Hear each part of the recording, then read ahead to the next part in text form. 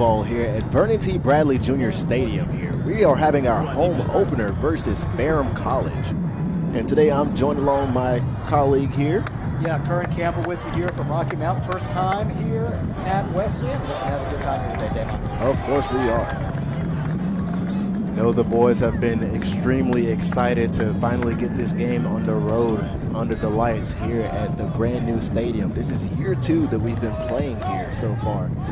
And last year the Bishops did not get the turnout that they want on their record, looking to hopefully be able to turn it around this year, starting with the home opener. Yeah, and Damon, they played a solid first game at Averett. Just came up a little bit short, a few untimely turnovers and a punt that went awry. A couple plays that you turn them around the other way. The Bishops could be looking at a 1-0 record. Both teams will both look, for their first win of the season as Ferrum went on the road to Ferrum went on the road to Mount Union and lost 55-6. Mount Union, of course, powerhouse to beat another. For Ferrum, might be the last time we see them play the Battling Bishops for a little while as they're moving up to the D2 level next season. You good with that? Yeah, of course. Sure. Definitely one of the key players for today against Ferrum for the Battling Bishops is going to be the wide receiver Christian Drumgold. Had 6 passes for 85 yards and a touchdown against the Cougars last Saturday. Yeah, Anthony Bird and Christian Drumgold. Bird, of course, the tailback in a strong season last year for the Battling Bishops. 21 runs for 192 yards against Averett. See if he can continue that in today in a big non-conference battle. As we get ready, here's the whistle, and we have number 10, Braxton Green, the dual athlete, getting ready to start the game off with this beautiful kick that's going to be about 1-2. He's going to run it out. Well, he's got a wall on the far side. No one's gotten to him quite yet. He's breaking free. Luckily, we finally get him down there. Looks like around the 44-yard line.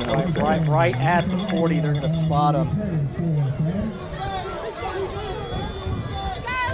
That's a great way to start off this game for Ferrum. And almost a 40-yard run there from the kick returner. Making the tackle, it was Justin Thompson, kick coverage. And if he wasn't able to trip up the return, we might have been looking at a real quick lead for Ferrum right off the hop. That one would have definitely been turned back to the house for sure. As we have the first snap of the drive, it's going to be a run and wrapped up rather quickly, but not before they're able to gain a few yards. 6. Gain of 6. Taking the carry was Jalen Lee. Seems like this ball's going to be marked on the 46-yard line. Lee last week against Mount Union ran 12 times for 45 yards. Looks like the defensive line got in the backfield rather quickly before they could get any further. Did not get the first down, but it looks like they're going to be 1 yard short. Maybe even a little less than a yard. It's been a good push for this Ferrum offensive line.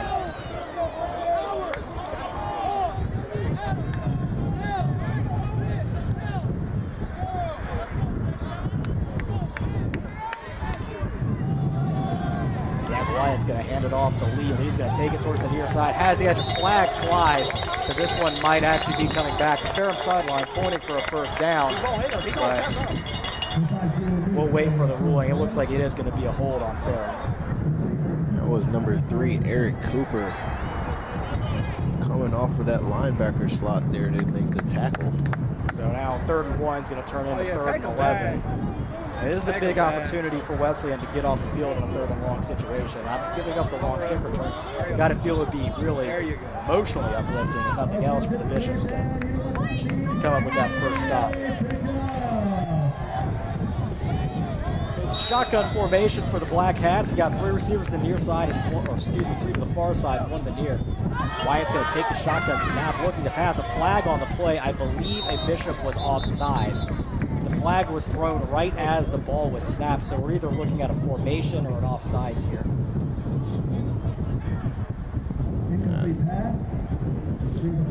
Pass was incomplete. Yeah, it is in fact an offsides on Wesleyan. So 3rd and 11 now turns into 3rd and 6. believe that was number 56 there on the offsides right there for Wesleyan. Either way, 3rd and 6 now. Wyatt in the shotgun. Drops back to pass, looking to the far side. He's got a man, and he's hit and dropped. It's going to be an incomplete pass. A huge hit delivered by the nickelback, Bautiste Manuel. And that will be a 3 and out as Ferrum's going to send out the punt. Bautiste opted to go for the heavy hit instead of wrapping up and paid off. Yeah, it worked out for him. It looks like if he was able to wrap up the tackle, it would have been about a 4th and 1. And you're looking at a question mark as to what Ferrum wants to do, but nice job to get off the field by this Bishop defense and avoid the penalty on the punt. Punting for Ferrum is going to be William Hutton, freshman. Hutton takes a snap. Kick is away. It's a low kick. It bounces at the 15, or excuse me, at the 25. Takes a roll down to the 12-yard line, the 17-yard line. Some of the numbers on the field are few is obstructed a little bit by the Ferrum side. So I apologize if it makes up. But it will be 1st and 10 at the Bishop 17-yard line as the Wesleyan offense takes the field. 13:27 to go, first quarter. And with this offense, we have the senior quarterback, Chaz Hirschman. Yeah, Hirschman, 16 of 25 throwing last week. He's going to hand it off here to the star tailback, Bird. Bird plunges into the belly of the offensive and defensive lines. Hood drives his legs forward and actually gains about 6 on the play. Set up a 5. So 2nd down of 5 coming up. Ball now on the 23-yard line. So a nice on-schedule run to get the battling Bishop offense on the right foot.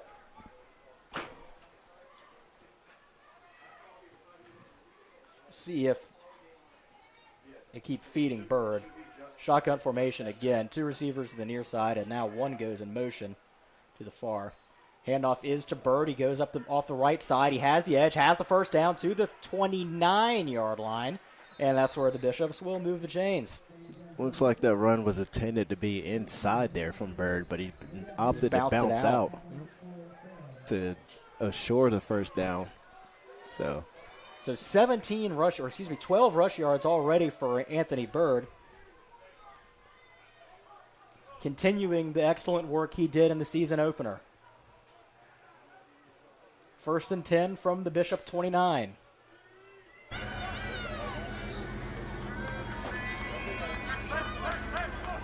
Bird, the lone tailback, in the backfield with Hirschman, the quarterback. It's going to be a fake handoff. Hirschman looks, screen pass to the far side. It's caught and ran for about 2 yards. Looking to see if I can get a number on the receiver, I believe. It's number 11.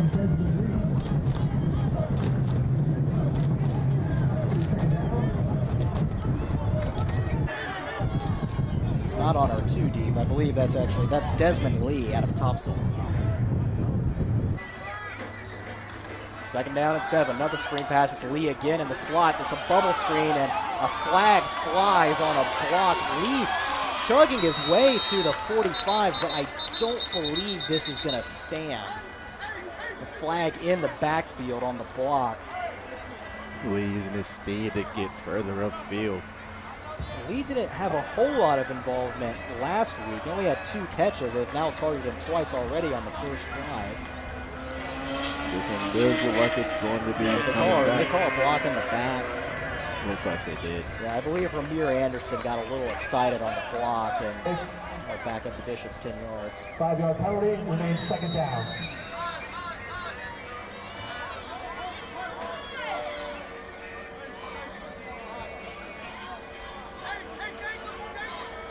I have Kristen Drungle out on the field for his first possession of the game. Drungle, of course, as we mentioned, pregame, Damon is a star in game 1. Leary's getting the target right off the hop.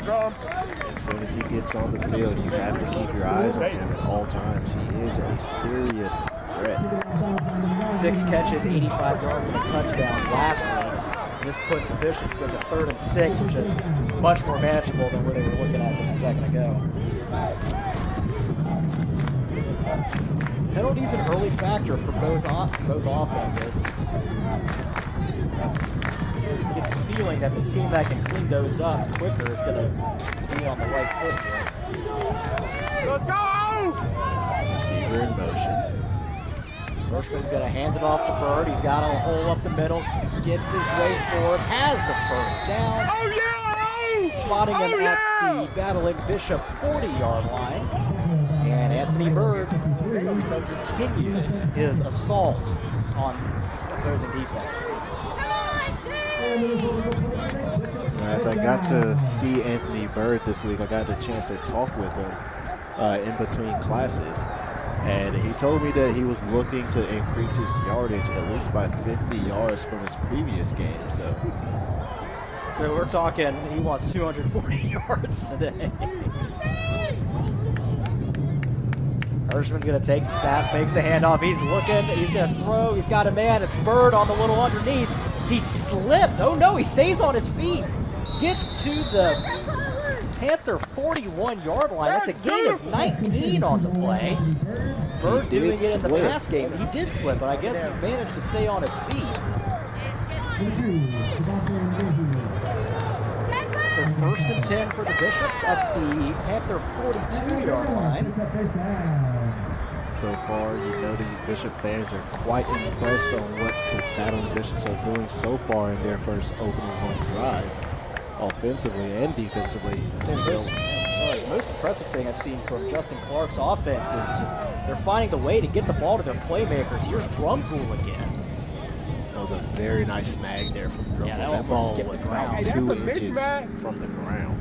That number 2. A gain of 9 for Drumgool. Sets up 2nd down and 1. Ball now on the Panther 33 as a drive that started at the Battling Bishop 17 is just a hot knife through butter for this North Carolina Wesleyan offense so far.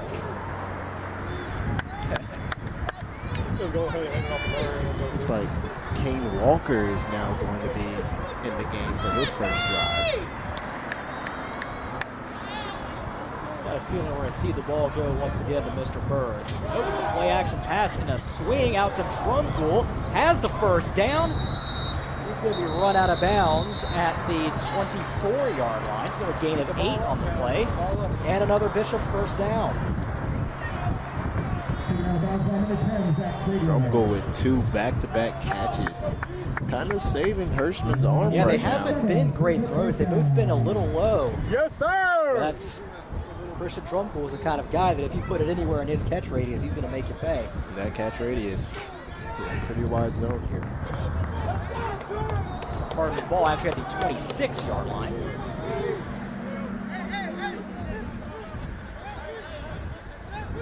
That's 1st and 10 for the Battling Bishops. Hirschman takes the snap, drops back, looking for his man. It's Drumgool towards the end zone, but well overthrown, and we'll have 2nd down and 10. It's the first deep attempt from Hirschman. They finally got to stop. Good job. Now, if Drumgool was getting jammed at the line, it was good coverage from the Ferrum defense.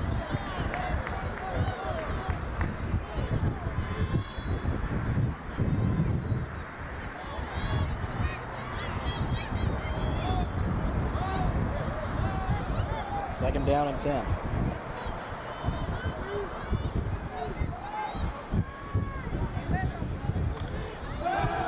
Hirschman throws. He's got Drumgool on a slant route. He works his way inside the 10. It's going to be a 1st and goal. The ball was knocked loose, but they're ruling Drumgool down by contact He got bullied. prior to the ball coming loose. And no video review at this level, so that will stand.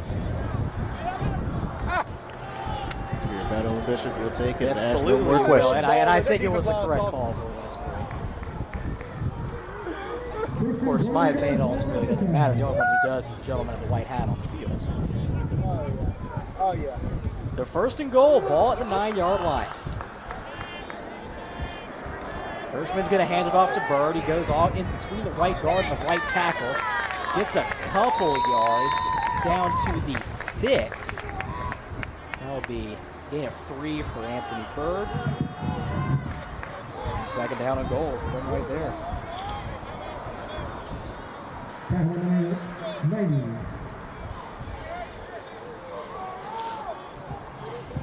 .6:52 to go. First quarter of play here from Rocky Mount.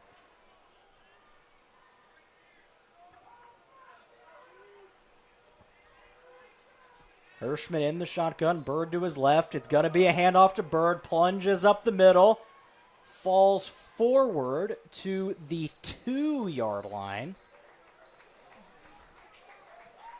As the Bishops inch their way towards the goal line, 3rd and goal.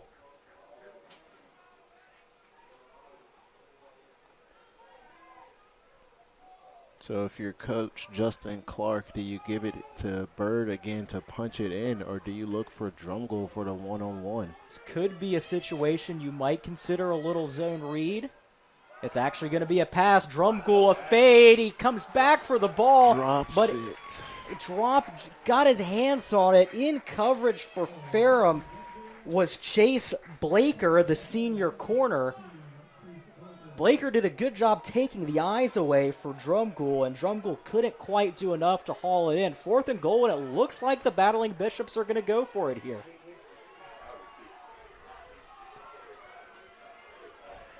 Shotgun snap to Hirschman. He's going to hand off to Bird, and I don't think he got in. The Ferrum defense stands tall. In a promising drive for Wesleyan, comes up just short as Ferrum will take control of the ball on the turnover on downs.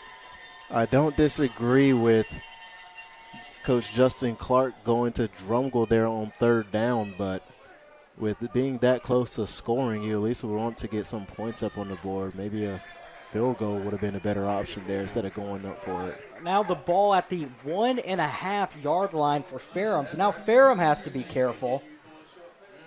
See what their offensive approach is from deep in their own territory. Maybe the Battling Bishops get a chance to generate some scoring with their defense. Drops back to pass, got a man deep but overthrown. Zach Wyatt's pass, it was intended for Nathan Aguilar, the receiver. But nothing there. It was double covered as well. So 2nd down and 10 from the 1.5. And again, this is a dangerous place for Ferrum to be dropping back and throwing from. And this time they're going to run the ball and get about 8 yards on the play. That was Jalen Lee on the carry.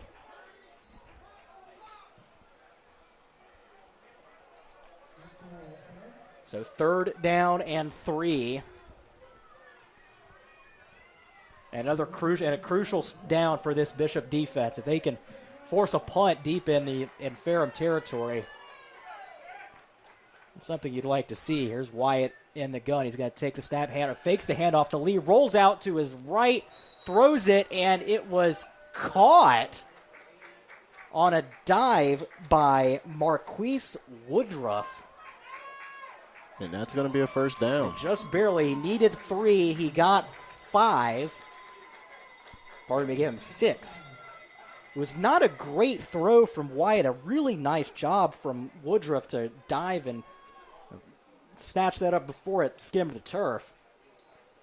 And now a handoff to Lee up the middle.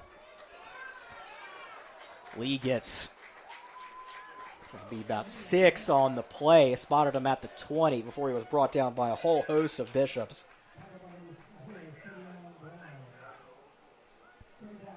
A 2nd down at 4 now. Ball at the Ferrum 20. Split tackle. That was number 0, Savion Brown, the senior defensive tackle from Stafford, Virginia. Saw Eric Cooper in there too for the Bishops. And this time another handoff to Lee. It's 5 more yards. And enough for another Panther 1st down. Panthers seem to be moving the ball a little bit faster this drive than their previous one. Yeah, look a little bit more comfortable now that they felt out this Bishop defense. Split backs with the quarterback White. It's going to be a handoff to a new running back. That's number 3, in on that tackle. Got that one by himself. Yeah, it was Cooper once again. I believe that was Sean Smith. Excuse me, number 15. That's not Sean Smith. That is Hassani Rivera on the carry.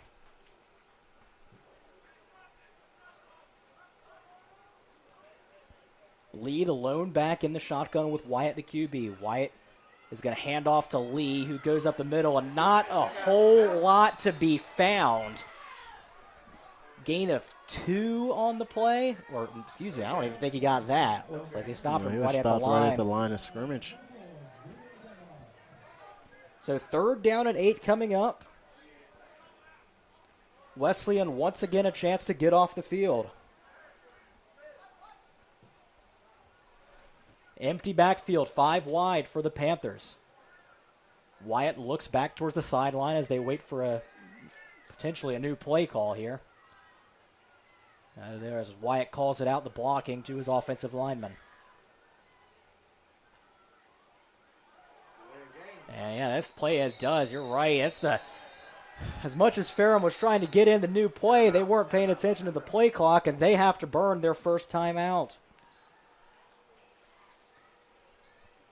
Looked like he tried to get him to jump off sides there with the first initial call. Saw it didn't work, so tried to get another play call from his coach. Just didn't work. It's not a bad idea in that down and distance. If you can find yourself on a 3rd and 3, you'd much rather be there than 3rd and 8, obviously.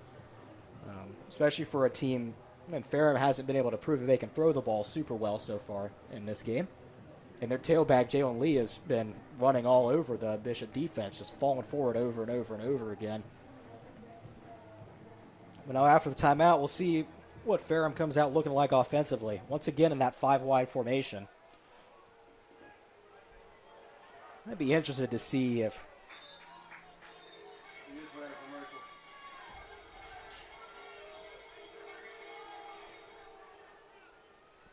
so Wyatt in the shotgun, 5 wide. He's going to drop back to pass. Pass rush coming. It's slung out wide, and looks like, is it enough for the first down? I believe it is. Yeah, he needed 8, and he got 9. Is not what you're looking for after having them so close to a turnover on downs. It's the second 3rd down conversion of this drive for Ferrum. Getting close to 2 minutes remaining in the first quarter of play. Wyatt's going to hand off to Lee. He's going to try to run a counter towards the far sideline. Not a whole lot there. Looks like it picked up about 3.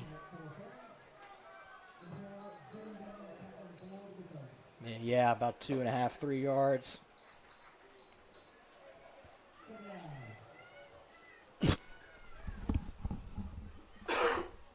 So 2nd and 7, split backfield. 2 receivers to the near side, 1 to the far. Wyatt's going to fake the handoff to Lee, drops back to pass, and now they're going to sling it out to Lee, and he's got a ton of room to run. He's got the 50, 45, 40, cuts back, and then out of bounds at the Battling Bishop 31-yard line is where he's going to be spotted. It was only a matter of time before that quarterback finally saw that check down. On a few short passes that they have done, that check down has been wide open. Wesleyan was in a zone coverage, and they had dropped back after the play fake, and Lee had all kinds of room in that flat and a ton of room to run after the catch. It's going to be a handoff to number 19 for Ferrum. He's got a few. That's Caleb Holland for the Panthers. That's his first carry of the game. As we approach 45 seconds remaining.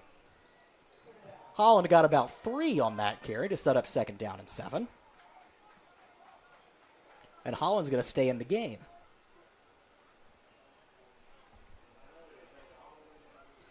Wyatt drops back to pass, looking near side. He's got a man. He has the first down.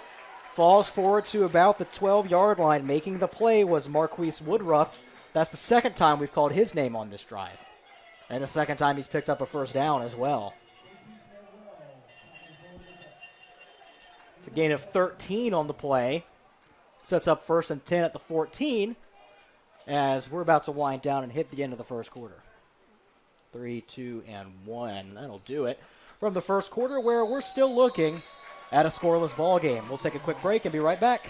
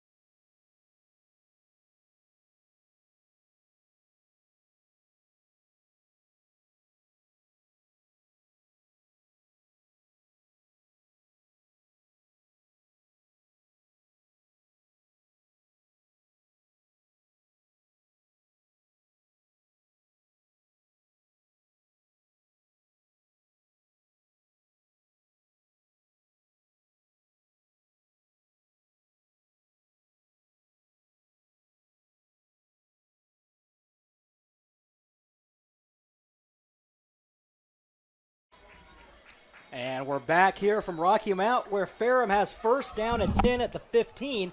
It's going to be a handoff to Holland. He's got a little bit of a crease and finds about 2. It sets up second down. Again, Kern Campbell, Damon Hardy with you here from Rocky Mount. And we got some stats from the first quarter of play, and it's been a rushing battle so far. Anthony Bird, 6 runs for 26 yards, and Jalen Lee, 5 for 21. That's the 2 lead backs for each team, and they've been asserting their dominance early. Split backfield, second down and 8. Both and quarterbacks. There's a flag thrown on the snap. I fear that Savante McKeithen might have gotten a little over anxious and jumped off sides. Still, I saw the flag, still haven't gotten a signal, and it is offsides on the Bishops. It's all right, Damon. I didn't mean to cut you off there, my friend. No, you're all right. You're all right. I was just going to say that both quarterbacks seem to have been quite even for the first quarter.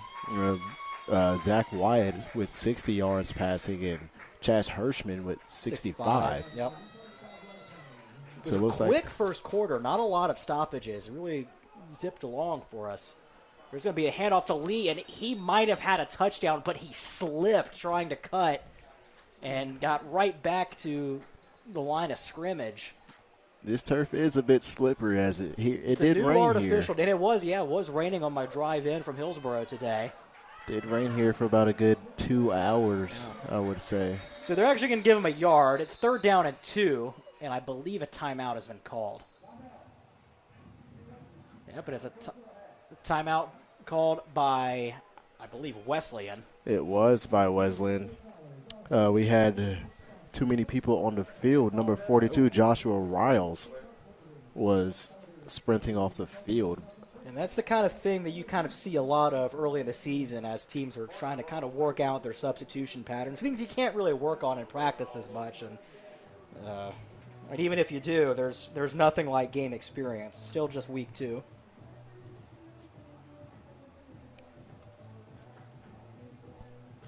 We'll do a little reset here. Third down and 2 at the Bishop 6-yard line. Ferrum looking to get on the board first.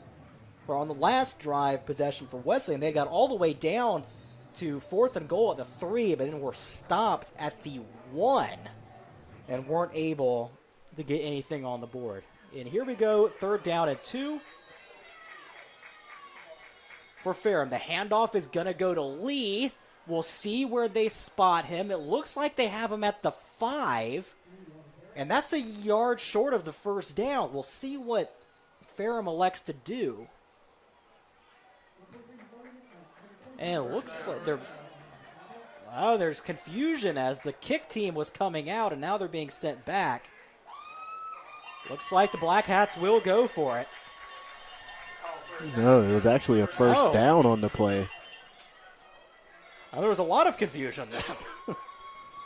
Looks like they gave him that extra yard. Looked like he did get stopped at the yard short, but what I thought too. Either way, and now there's going to be a false start called on the snap.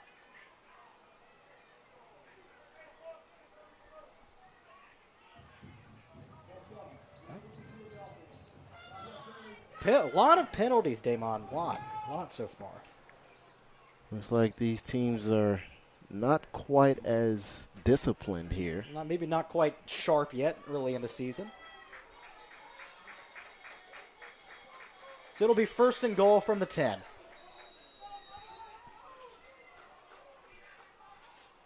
Wyatt will take the shotgun snap. It's a handoff to Lee towards the left end. Gets a couple. They're going to spot him at the 7. It will be officially a gain of 3 for Jalen Lee. Jeremiah Young in on the tackle there. I believe that's his first tackle of the game, the senior from Hardeeville. It's the first time we've heard his name. Shotgun snap. Wyatt's going to hand off to Lee again. He splits the line, and they're spotting him inside the 1.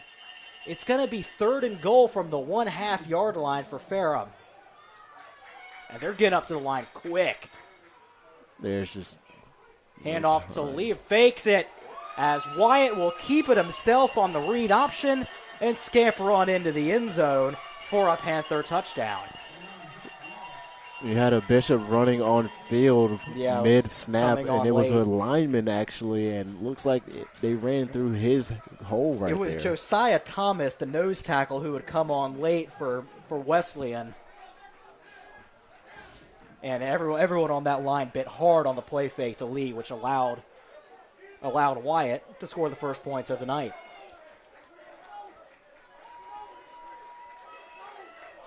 On to kick is Seth Deaton to try the extra point. And a whistle before the kick. What do we got? It's another false start. So the 20-yard extra point will become a 25-yard extra point.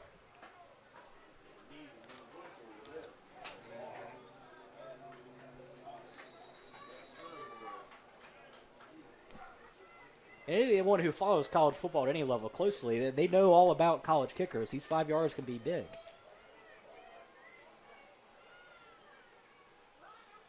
Snap, spot, kick is away, and it is good. So the score is now Ferrum 7, Wesleyan 0. Ferrum was able to strike first blood with a very, very good drive that they've been able to put together. Yes, but we'll be right back here at Vernon T. Bradley Jr. Stadium.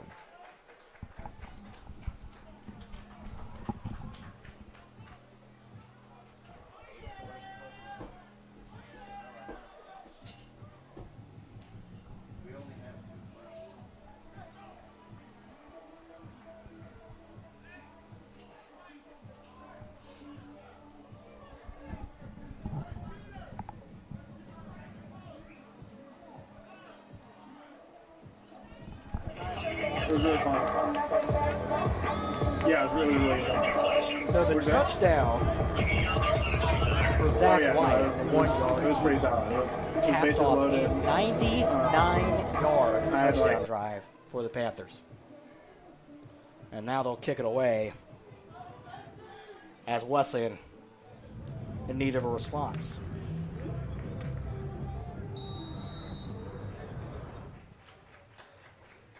It'll be Deaton who just converted the extra point on the kickoff.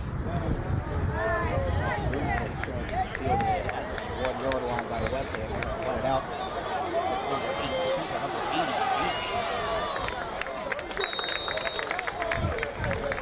Go on, Sam!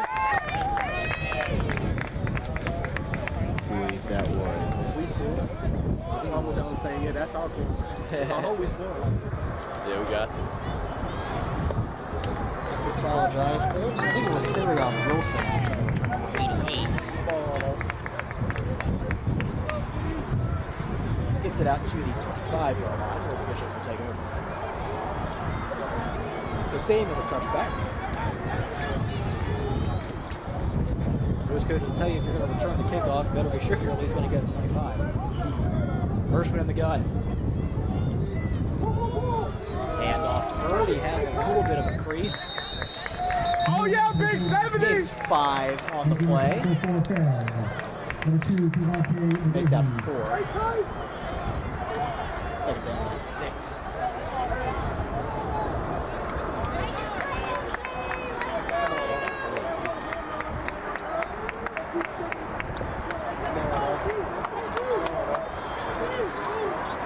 .45 remaining, second quarter of play. I like this door so far. Yeah.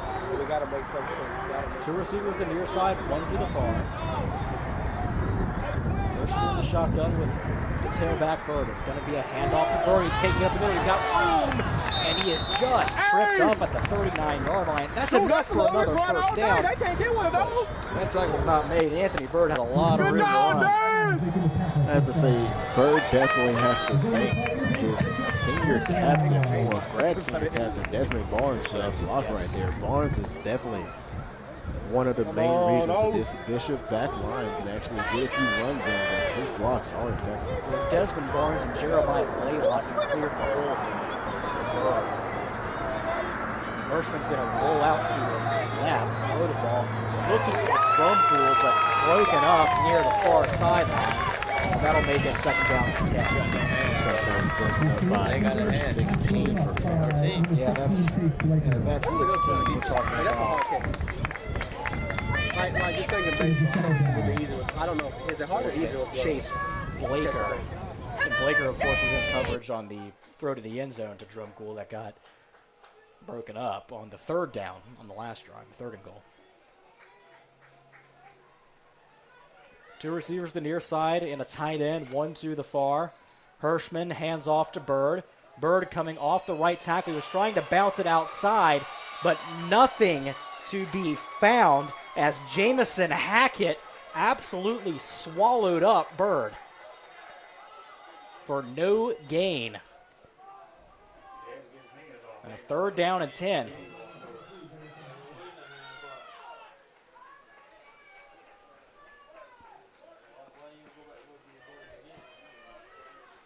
Two receivers to the near side, two to the far. Once again, Bird, the lone tailback, with Hirschman, the quarterback. Hirschman's going to drop back, look to throw. Steps up in the pocket, looking deep. He's Very got a beautiful man, bounce. it's He's got caught. it downfield as It's he is going to be Desmond Lee. going.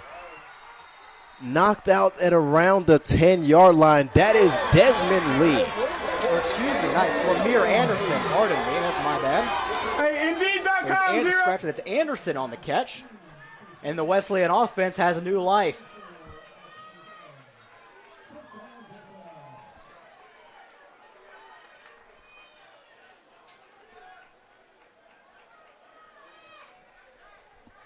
First time Anderson's caught a ball tonight, and he certainly made it count. First and 10 at the 15. At the Ferrum 15, I should say. Play clock ticking down. Hirschman gets the snap away with just 1 second left. It's a handoff to Bird. He splits it, stays on his feet, gets into the end zone. Touchdown, Bishops. Anthony Bird with another touchdown for his senior campaign. So a 15-yard carry for Anthony Bird puts the Bishops on the board for the first time. An excellent response drive from Wesleyan, and it came from number 1. With that touchdown, that's going to bring out the kicker, Braxton Green, who actually set a school record last year for longest field goal in Wesleyan history with, I believe, 51 yards. His extra point is up and good, and we're tied. And for what it's worth, I was watching the Hornets, and he hit one from 60 earlier today, and the wind it's kind of been swirling a little bit. It's actually blowing from right to left as we see it here in the booth. And on that extra point, Braxton was kicking right into it, and not a problem for a man with as much power in his foot as he has. I don't think that would be a power for anyone that could hit a field goal from 60 yards. Nope. But something to keep an eye on with the wind as so far a really, really even game. And if that holds, that could be something playing a factor late in the ball game. So Green awaiting the go-ahead to kick the ball off. There's a lot of football out there. There we go. The head official has it.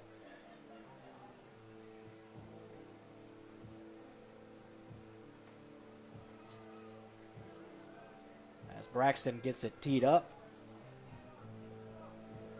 9:17 to go, second quarter of play.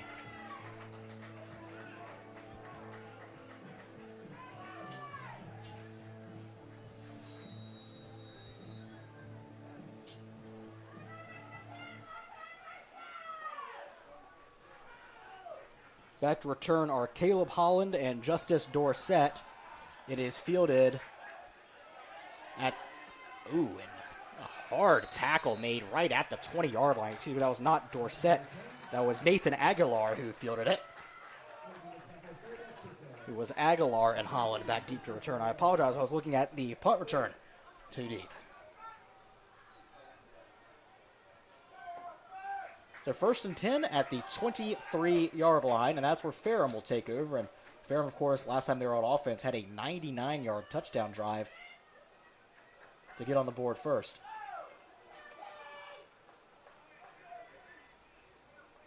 Wyatt is going to hand off to Holland, who's going to go towards the right side, and he is swallowed in the backfield. 3 Bishops in on the tackle, and there could have been a couple more. I If believe the there was referee a few didn't blow more. forward progress stop.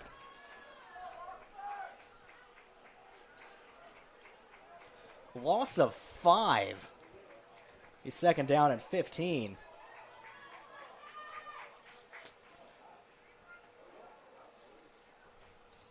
Wyatt drops back to pass. He has a receiver on the screen, but absolutely nowhere to go. It was Josh Powell who got blown up by, again, 2-3 Bishop defenders. And Wesleyan swarming to the ball. That's one thing about these battling Bishops here. If you give them momentum, they will take off and run with it. It's a handoff to Holland on 3rd and 18. He gets back to the 20, but nowhere near the first down. 4th and 12 as the Panthers send out the punt unit.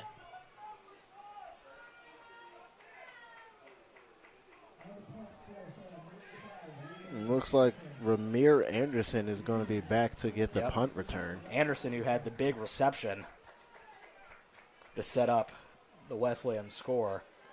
On a punt it is William Hutton for the Panthers.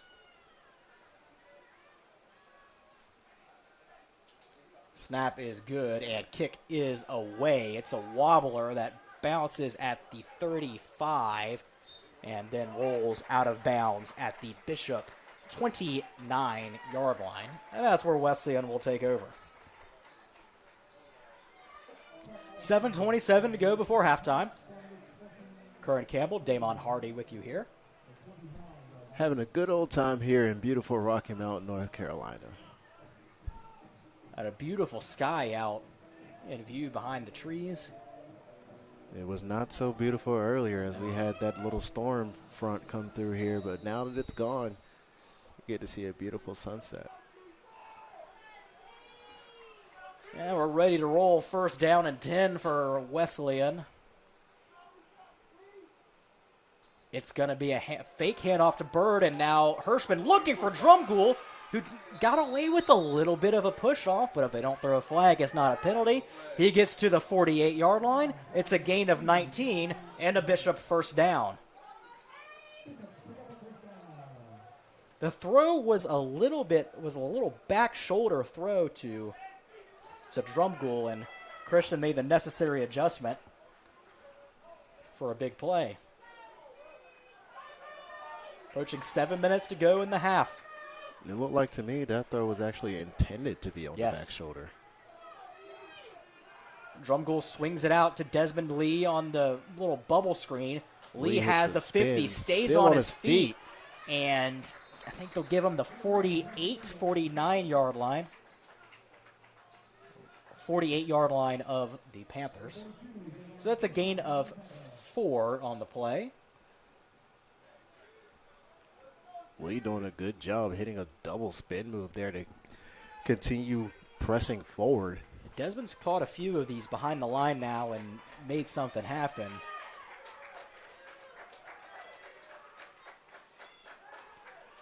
Bird in motion, and the pass Hirschman was looking for, it looks like, either Drumgoole or Lee on that far side. A big paw on the Ferrum defensive line, knocked it down, and we'll see 3rd and 6.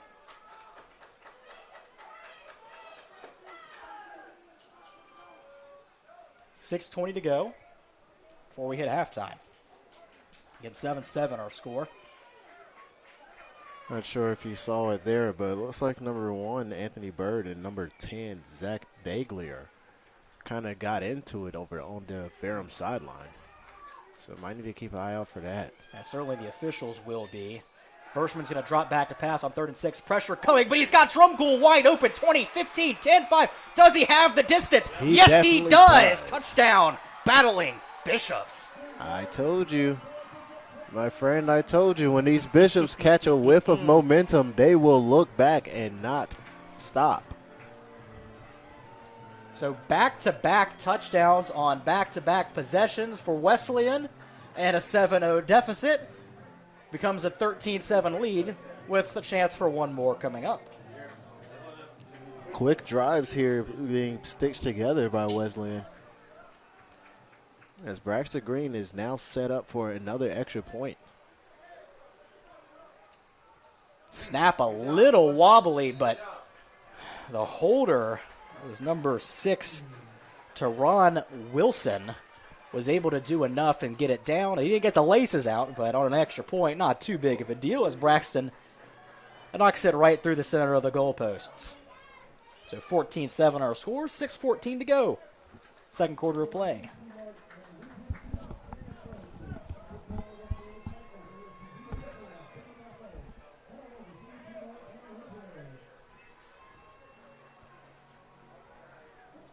Big football day in North Carolina today. All 4 of the ACC big schools are playing. App State, ECU playing, and right here in Rocky Mount, the Bishops with their 14-7 lead are going to kick it back off.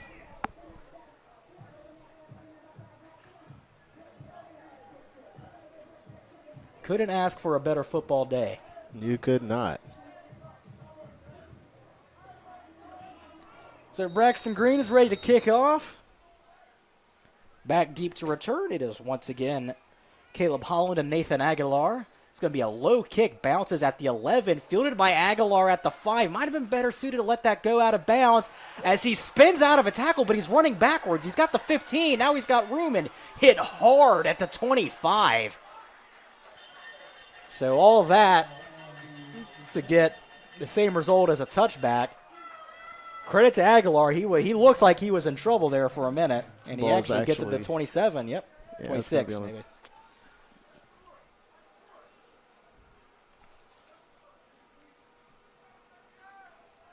So 6:04 to go before halftime. Zach Wyatt in the shotgun. This time he's got Jalen Lee. Jalen Lee and Caleb Holland, it is Holland. Wyatt fakes the handoff, rolls to his left. He's looking deep. Does he have a man?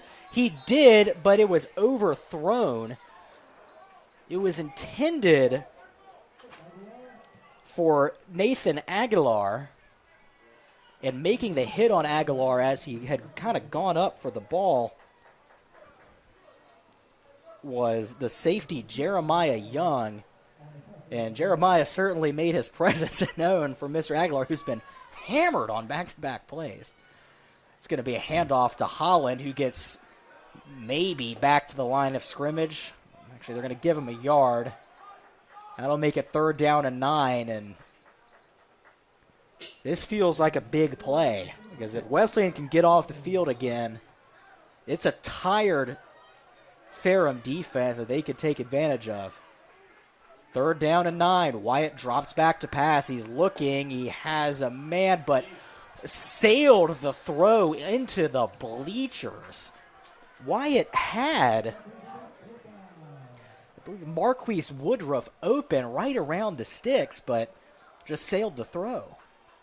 Looks like he was getting a bit too pressured there from that Bishop defensive line, and just had to get rid of the ball, so he chose his favorite target. Yeah, just didn't work out. Woodruff has had a terrific game for Ferrum and got open again, but nothing going.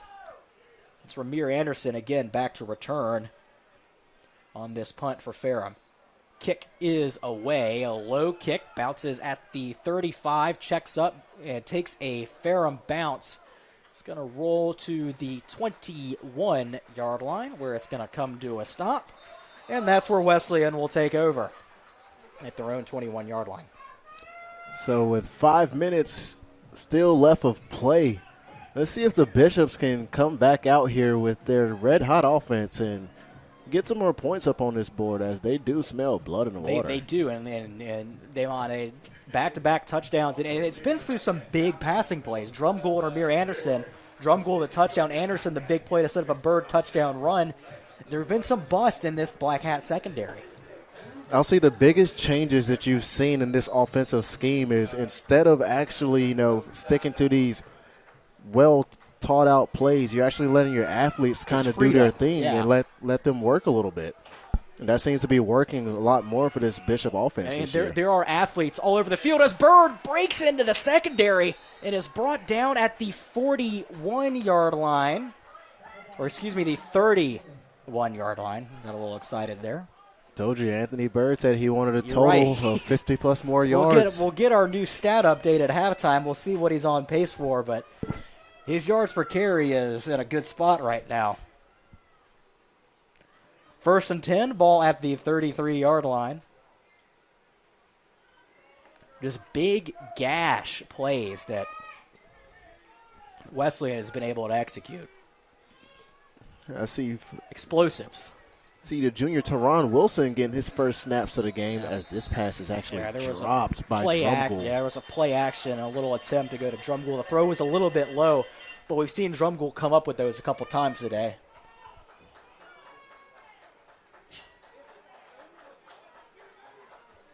So 2nd down and 10. 4:27 before we hit half.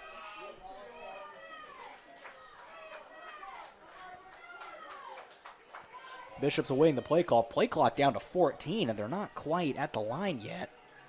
Now Hirschman gets the call in. 7 seconds on the play clock. Man in motion is Anderson. And the snap gets away with 2 seconds. It's a handoff to Bird, and he is swallowed at the line of scrimmage. Number 42, Davon Simpkins, the linebacker, comes in and forces a negative play, a loss of 1. 3rd down and 11. Let's see what offensive coordinator Coach Clark is going to go with. I would assume that he'd go with a pass here. This is the kind of territory, though, you might see a little screen to see you get an aggressive pass rush or maybe a draw play. A lot of options. Receiver in motion. Yeah, it's Bird. They're going to swing it out to him. He tries to spin away from a tackle. He does, but he's swarmed, and he will not get anywhere near the 1st down. He got Actually, he might have lost a couple yards. He did. He ended up losing about 2 yards on that play there. Yeah, ball back at the 30, so it is a loss of 2. So Braxton Green back on the field again early, not in the senses that he would hope to be, but instead to give a punt off to Ferrum. Yep, so backwards on that set of downs, 4th and 13, punt team is out. Kick is away for Braxton. It is a high, booming kick. Fielded at the 25, and not much going. Just a gain of 2 on the return for Justice Dorsett, who is down at the 27. That's where Ferrum will look to have will look to tie this thing up before we go to halftime. Wesleyan will receive the second half kick. So this is a crucial possession for Ferrum. Try to get this thing leveled up. Just under 3 minutes left here of play. Things are starting to get a little bit nippy between both teams. A little bit more junk talk. The people are getting used to their matchups. So looks like we're going to be in an interesting second half of football here. It's been a fun first half. It's the fake handoff to Lee, and it's Aguilar making the catch on the play action, shoved out of bounds right near the 40. Right at the 40 is where they're going to spot him. So a gain of 13 on the play for Aguilar. As we approach that new 2-minute timeout that we see in college football. The junior cornerback, Savante McKeithen, actually got to the quarterback very quickly, but he got rid of it. Play action. Pressure coming on Wyatt. He spins out of it, looks for a man. He's got Aguilar at the Bishop 35 and dragged down at the near the 30, and there's going to be a horse collar called on Wesleyan. It's definitely a horse collar. Yeah, it was. The penalty is going to be called on number 24. That's Jordan Barnes, the corner. I'm not sure how much of an option Barnes had, because if he didn't make that tackle, even with the penalty, we were looking at a touchdown for Aguilar. Yeah, it is, in fact, the penalty as the horse collar, as the white hat signals it.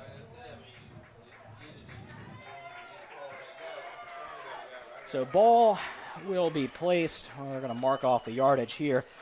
They called him down at the 29, so this will put it at the 14.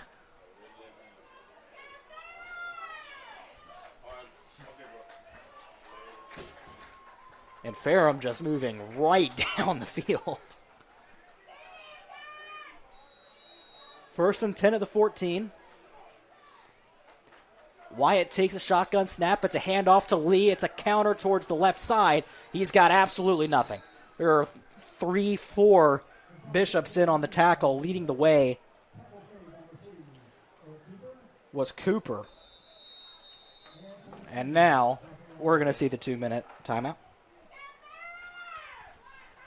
So Ferrum getting a bit of their own momentum here. Getting Wesleyan to get that punt off. Yeah, and you got to give a lot of credit to Zach Wyatt and not Nathan Aguilar. It is Nathan Aguilar. It is Nathan Aguilar, the wide receiver. There's a lot of Aguilars in college football in North Carolina. Joey Aguilar, of course, over at App State. I got him mixed up in my head, and I've actually managed to spit out the right name. So no gain, or a gain of 1 they're going to give Lee. But you got to give a lot of credit, to Nathan Aguilar and Zach Wyatt, who really made this happen on their own. Wyatt kind of danced around some pressure in the pocket, and Aguilar doing a good job on these just kind of get open situations in the scrambles. Aguilar definitely has been using his crafty footwork and speed to kind of give the Bishop defense a mix, as he is one of the main candidates for them getting that first score. And Damon, as you mentioned, crafty with the footwork for Aguilar. I think that's an accurate descriptor. Of course, we saw it on a kick return earlier, and he was spun back toward his own goal line, managed to kind of keep his feet and get back to the 27 on what could have been a real negative situation for Ferrum. So we've seen it in both offense and special teams for Aguilar. 3 receivers to the far side, 1 to the near side, shotgun formation. Lee the tailback with Wyatt the QB. Wyatt looking and has a man. It is caught at the 5, and that is where they're going to spot him. Nice jumping catch there. Yeah, making the play. It's Ethan Coates, the tight end. It's definitely his first target of the day. Yes. That's a nice way to get on the board. Coates not even on the 2 deep, because there's not usually a tight end on the field for this Ferrum offense, but now in goal line he is. 3rd down and 2. It's a handoff to Lee, who walks into the end zone untouched, and we're an extra point away from a tie ball game. Actually had a Ferrum player lose their helmet there. Of course, the rule is if you lose a helmet, you have to come out for at least a play. It was the tight end again, Ethan Coates. So Coates making some plays. Coates, Aguilar, and the touchdown for Lee, along with, of course, Zach Wyatt slinging the ball. Extra point is up, and it is good. And we're level. 1:32 to go, and now, of course, Wesleyan has their chance to go down and try to get the lead before halftime. 1:32 with the under 2 is plenty of time, because now you got the clock stopping while the chains move on first downs. If you're Wesleyan, I would think you do want to take your time with this drive, make this the last drive of the first half. You do not here. want to be in a situation where you've got 3 incomplete passes and give Ferrum the ball back, because as Ferrum just showed, they can get big chunk plays. But, of course, so can Wesleyan, so you'll be curious to see, will Christian Drumgoole, Ramir Anderson, and Desmond Lee, who have been making all kinds of plays from the receiver position, see if they can put their stamp on this game one more time in the first half. Really, really fun start here in Rocky Mount. Light starting to come on here at Vernon T. Bradley Jr. Stadium as the sun's starting to set. I'm actually going to lose the sunglasses now. Yeah, the sun's set, so I don't think that's a bad idea. I want to be able to see. So on to kick it off is it's Seth Deaton. Deaton and Dorsett, the two number 4s on this Ferrum roster. But Deaton, the kicker, he's going to boot it away. Fielded at the goal line and run out. Here comes Wesleyan. It's number 88 once again. He's got the 20, and that's where he's going to be stopped. Once again, that is... That's Sarion Wilson on the return. It's the second return that we've seen from Sarion today. 124, ball at the 20-yard line. Of course, as we mentioned, Braxton, an excellent kicker for Wesleyan. You don't have to get too deep into Ferrum territory to have a chance to put 3 on the board. No, you don't. So that's why I think it is a great idea for Coach to take his time with this drive here. 124 with 2 timeouts is certainly plenty to work with. Hirschman takes the snap. It's a handoff to Bird. It's a counter. He cuts back towards the middle of the field. Has the first down. And that'll stop the clock temporarily while they move the chains. Bird took a hefty hit. Yeah, he did. He was kind of being dragged down from behind, and then a guy popped him up front.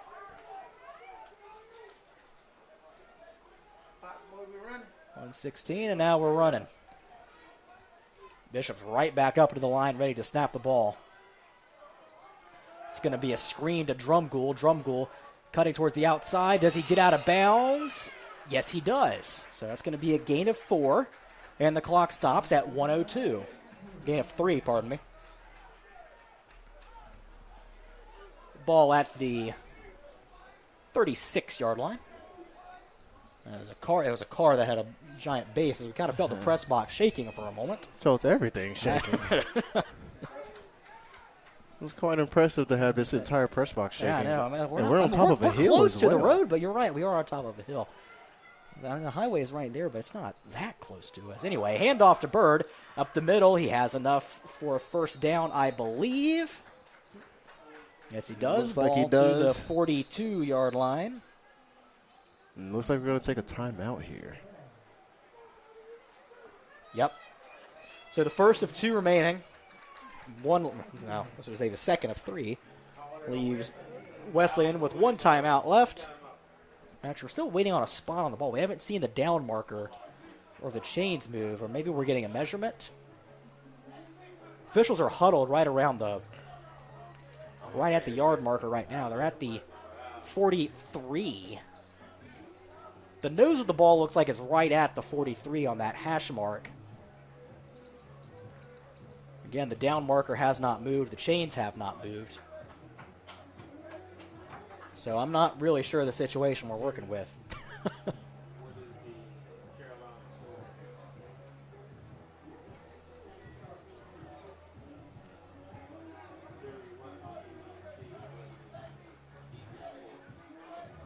Down marker, it's... What do we got? And now it is a first down. It is going to be a first down after all. I think there was some confusion between the chain crew and the officials. I don't know if they thought there was going to be a measurement and maybe they were holding up for that. I certainly understand it was close. It was right at the stick. So anyway, 1:02 to go. First down and 10 at the Bishop 43. Wesleyan looking to get a couple more points on the board before we hit half. It's a handoff to Bird. He kind of dances around the backfield, waits for some space, and he has a ton of it. He's all the way down to the Ferrum 41. First and 10.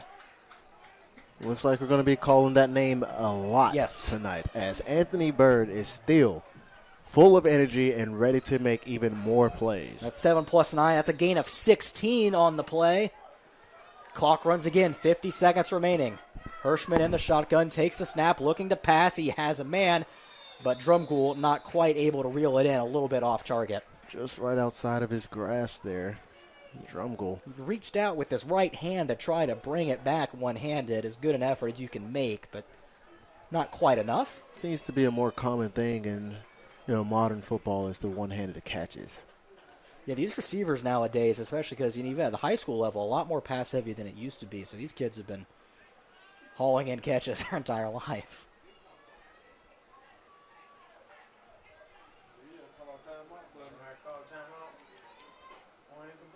Play clock is really running down here, and Wesleyan's going to have to burn their last time out of the half. That is not. Cannot imagine that is what the Bishops wanted. It's a little early there for that timeout. Because now you're in a situation where if you're not a first down or out of bounds, you're trying to rush on a kick team late. It's all sorts of issues that can stem from that. But that's the hand that's been dealt. At this point, you had to do what you had to do. It's a little bit out of everybody's grasp. In their pet-friendly residence hall. North Carolina Wesleyan University is regionally ranked based on academic performance, affordability, and its top 10 online MBA program. North Carolina Wesleyan University. Most affordable private university in North Carolina, according to the New York Times. We're also the place that changes lives. We're North Carolina Wesleyan University at NCWU.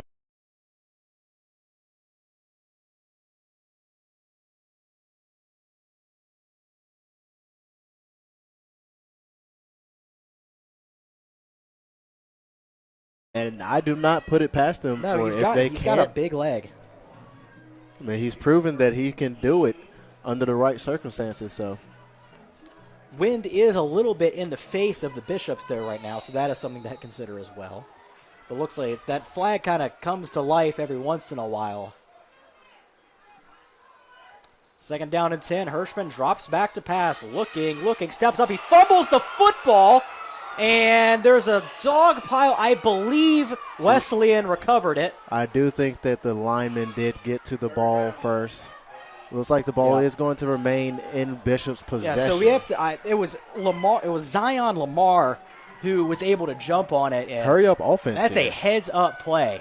And they're asking to spike the ball. I think perhaps the Bishops want to spike it and then run a Hail Mary on fourth down. Now we're into 14 seconds left. Yeah, now they're going to step up and clock it. Or maybe not. 10, 9. Maybe they're just going to run the Hail Mary now. 6, 5.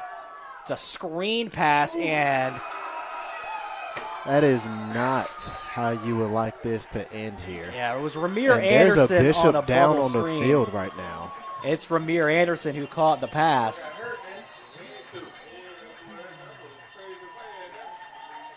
So 14-14 the score at halftime.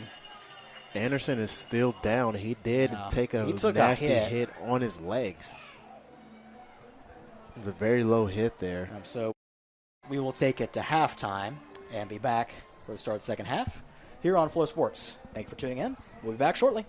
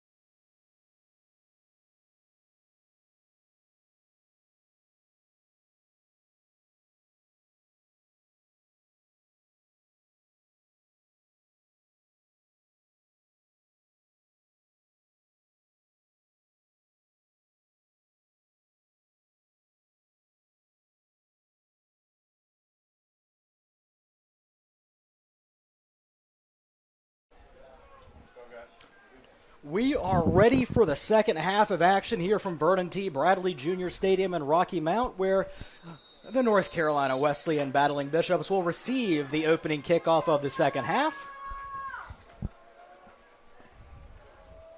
And the kick is away. Fielded at the 6. Return is going to come to the near side and going to get to about the 27-yard line. So far, all of these returns have initially followed the coach's golden rule. If you run it out, you better at least get to the 25. Yeah. So, don't really think there's been one that we've seen that hasn't gotten to the 25 yet. Yep, so 1st and 10 at the 27 for Wesleyan. There it is.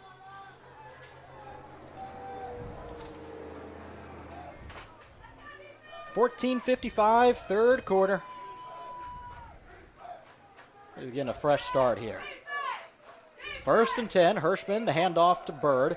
Bird gets back to the line and nothing more.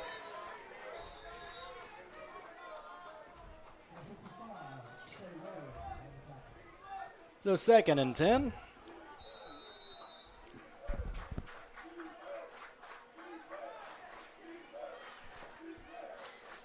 .40, third quarter of play. Hirschman has the play call and runs back to set up his blocking. Drumgoole, the receiver, to the near side. And receiver Desmond Lee goes in motion to the near side as well. He's going to roll out to his right and throw. He's got a man, and it's dropped. Pass was intended for Frank Wells. Wells unable to haul it in, and we will have 3rd and 10. It is tough. It is very tough for someone to just get into the game, not even playing in the first half, and come in and their first target is unable to actually be snagged. But I don't think that'll be the last time that we'll be targeting Frank Wells. Actually, it looks like Ramir Anderson is actually back on the field. He took a hit at the end of the first half, but he is lined up in the slot right now. 3rd and 10. Drops back to pass. He's got a man. It's the tight end. To the 35, 40, 44-yard line. That was Marty McKnight. Or check that. It's Kane Walker, the fullback. It's 33, not 23. And he picks up enough for a Bishop first down. That's a big conversion after a really kind of tough first couple of plays of the series. Wesleyan does not want to lose the momentum that they had offensively at the end of the first half. The score here would feel rather large. Especially after having the failed attempt to end the first half. They definitely want to come out all guns firing here. Hand off to Bird. A little inside zone. He got about 4. I'd have to agree, say about 4 yards there. Maybe 3, actually. Yeah, 4. Ball at the Bishop 47-yard line as they near midfield. It was 4. It was. Look at that. Huh, maybe I could trust my eyes after all. No. We should believe in ourselves more. It's a lesson to everybody listening at home. You must believe. Exactly. It's the lasso way. Shotgun formation. 2nd down and 6. Hirschman takes a shotgun snap, and he's looking for a man. He's got Drumgoole over the middle. He's targeting Kristen Drumgoole, as this is going to be another touchdown. Kristen Drumgoole touchdown for the Battling Bishops. And you could not ask for a better start to the second half of action, could you, Damon? No, you couldn't. I mean, you could just see that he was just stalling time for Kristen Drumgoole to just beat his defender. And as soon as he did, Hirschman checked over that left shoulder, saw Kristen's hand goes up, and delivered an absolute breadbasket catch into Drumgoole's hands. Yeah, so that is a 2-minute and 22-second drive is all it took for the Bishops to go 73 yards. Out for the extra kick is Braxton Green, and it is up got it. and good. 21-14, great start to the second half for the Battling Bishops. And Christian Drumgoole, again, that's who we talked about pregame, and that's his second touchdown catch of the night. He's certainly making his name well known.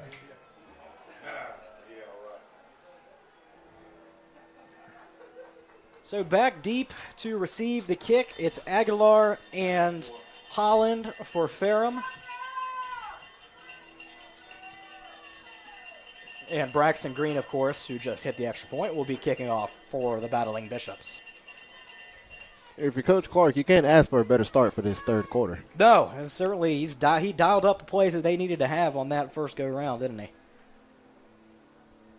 And I'm not sure if you kept up with Battling Bishop football from last year, but the biggest change that you've seen from this offense is that we are definitely throwing the ball a lot more than we did last year. Yes.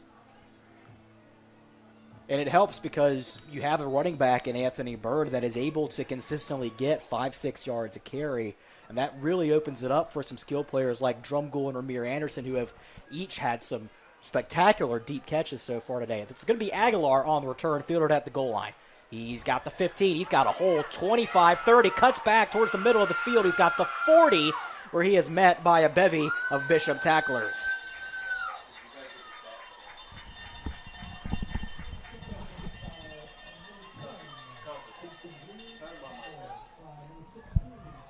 So first down and 10 at the Ferrum 40-yard line. Oh, yep. So we're actually going to scratch that return because there's a holding penalty in it. No wonder he had all kinds of room to run with. So we'll see where they spot it.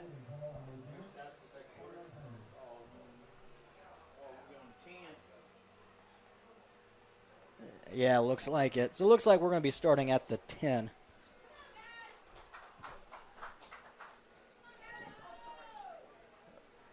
Oh, there it is.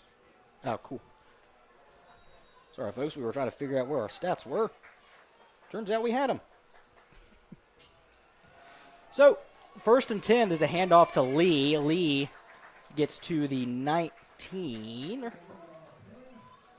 It's a gain of 9 and second down and 1.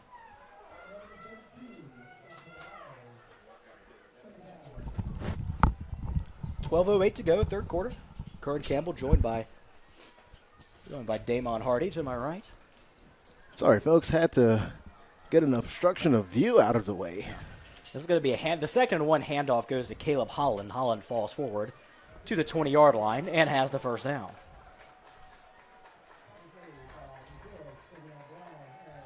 First and 10 from the 21. They gave him 2 on the play, pardon me. Wyatt, the quarterback, has the tailback lead to his left. Wyatt's going to drop back to pass. The pass is tipped up at the line and flutters harmlessly to the ground. Second down and 10.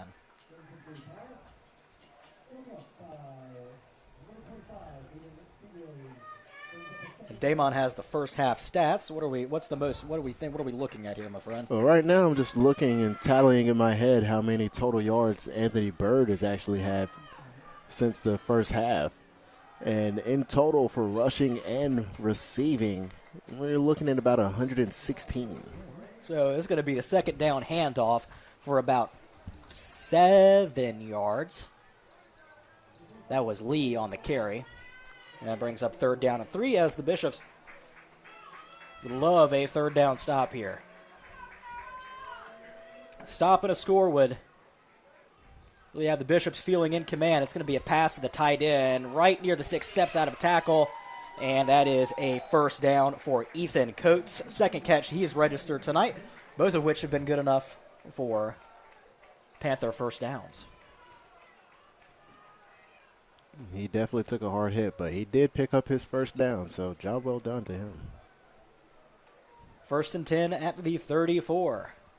Handoff to Lee, kind of spins forward, and an incredible balancing act as he looks like he was about to fall over about 3 times, but the whirling dervish of a tailback finds his way for 8 yards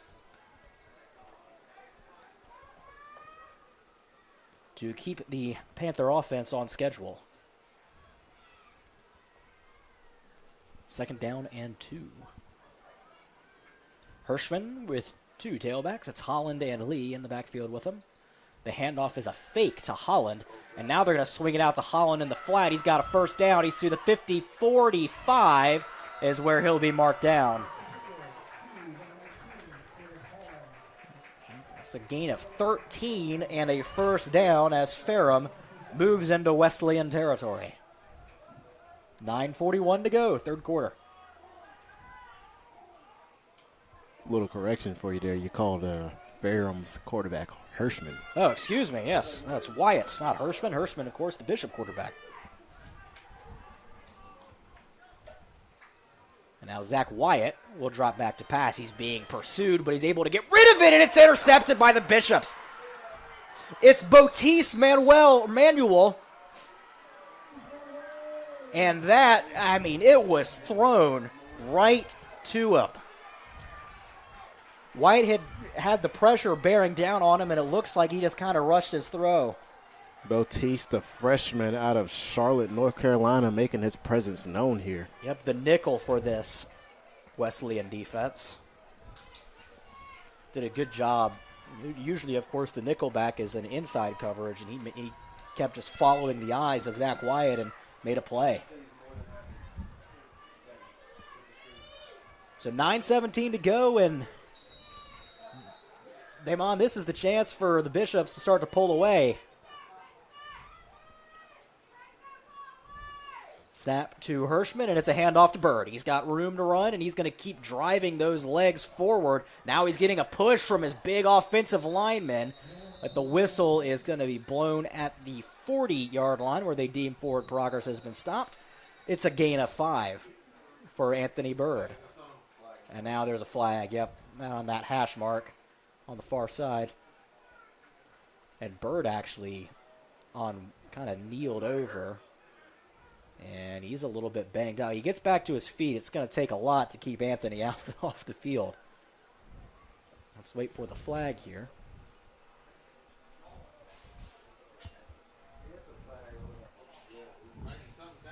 It's an after the play.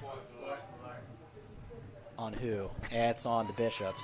So it's they're going to be offsetting on sportsmanlike penalties, so no yardage will be enforced.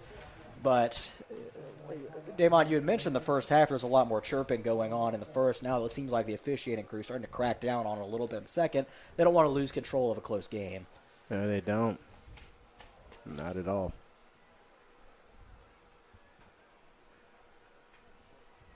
So no yardage assessed as the penalties offset. A little bit of a stoppage here. And now we're ready to go.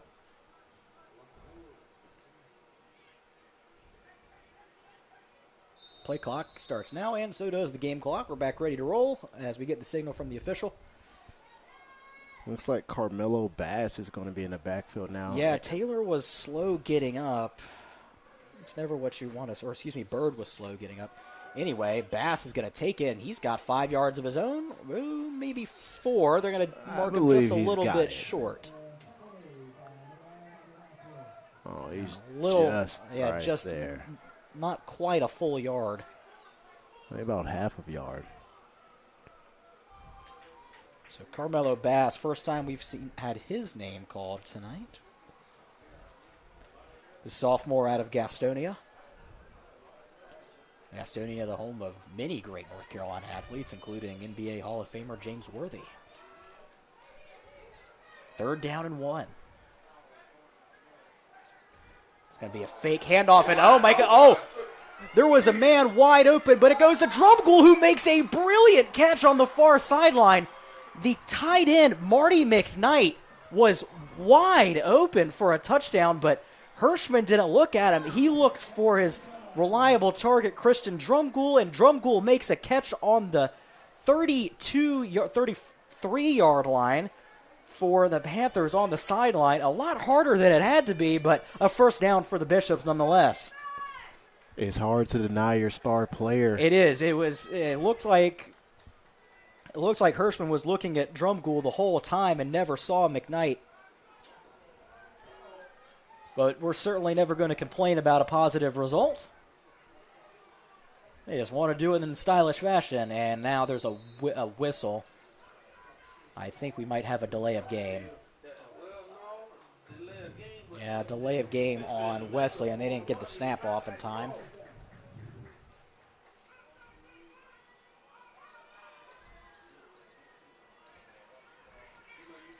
Hirschman getting his call from his coach.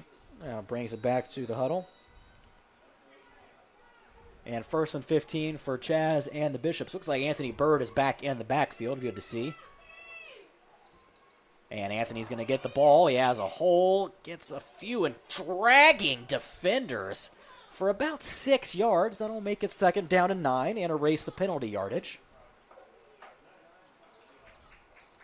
Bird a little bit slow to get up again, but stays in.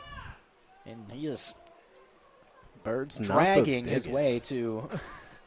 Bird is definitely not the biggest on the team at 5'8", 165. Yeah. Not a huge tailback, and nonetheless, but he certainly makes you feel him. Yeah, those legs just keep driving.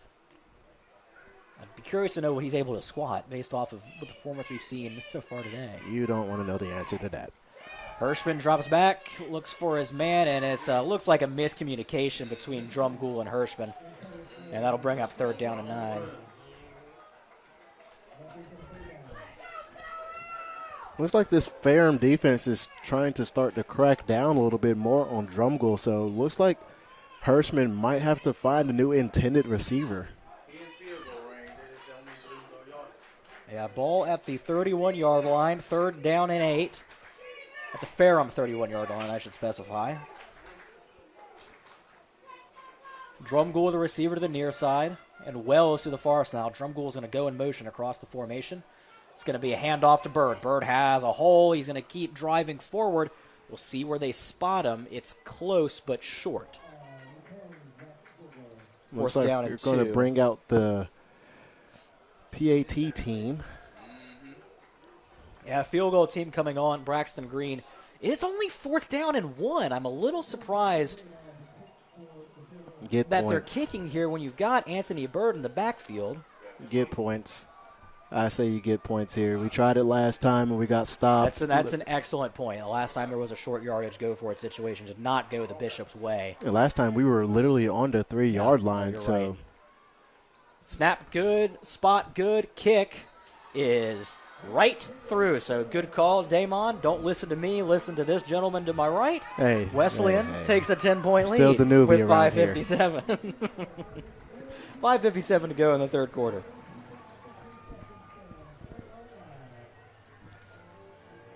So we had mentioned Braxton Green, an extremely reliable kicker so far this year and last season for the Bishops. He has a range up to 51 yards, and even at the D1 college level, there's not a whole lot of kickers that can hit that reliably for you. And this time it was from, it was 3rd and 8 at the 31, so 20 yards, a 40-yard field goal attempt, and he Braxton made it look easy. Yeah. Now Braxton back out there to kick off. Back deep to return are Caleb Holland and Nathan Aguilar. You would think that Braxton, being a dual athlete, it takes a lot of toll on his body, but I must say, as his former baseball teammate, the kid has a cannon of an arm as well. It's interesting, too, because the two sports, the way he plays, they don't tie into each other at all. And now it's an onside kick! And it's deep enough, but it rolls out of bounds. The Bishop's not able to pounce on it, but it had the distance in it. There was the Ferrum back line had just immediately turned and ran. They were not prepared for it at all. It got to the 48-yard line of the Panthers before it bounced out of bounds, but maybe a little more power on it than Braxton wanted, but boy, is that a missed chance for the Bishops. Ferrum was just not ready for that at all. Coach Philip Kowski trying to get one over on the Ferrum team right there. I loved the idea, just not quite able to come up with it. I don't know. I feel like that the Bishops kind of overran it a bit. I think you might be right. I wonder if Braxton thought of it on his own and maybe kind of thought, who knows? We'll ask in the post game. It's going to be a handoff to Holland, who gets 11 yards to the Bishop 36-yard line. 1st down and 10 for Ferrum. 5:40 to go, third quarter. Zach Wyatt takes the snap. It's going to be another handoff to Holland. Holland has room on the left side, cuts back towards the middle of the field to the 20, falls forward to the 17, and it's 1st and 10 for Ferrum. And Ferrum just, it was mostly Lee in the first half, but the second half we've seen a whole lot of Holland. 1st and 10, they're going to actually mark him at the 18. It's going to be Holland again, this time up the middle, steps through a tackle before being tackled after about 4 yards.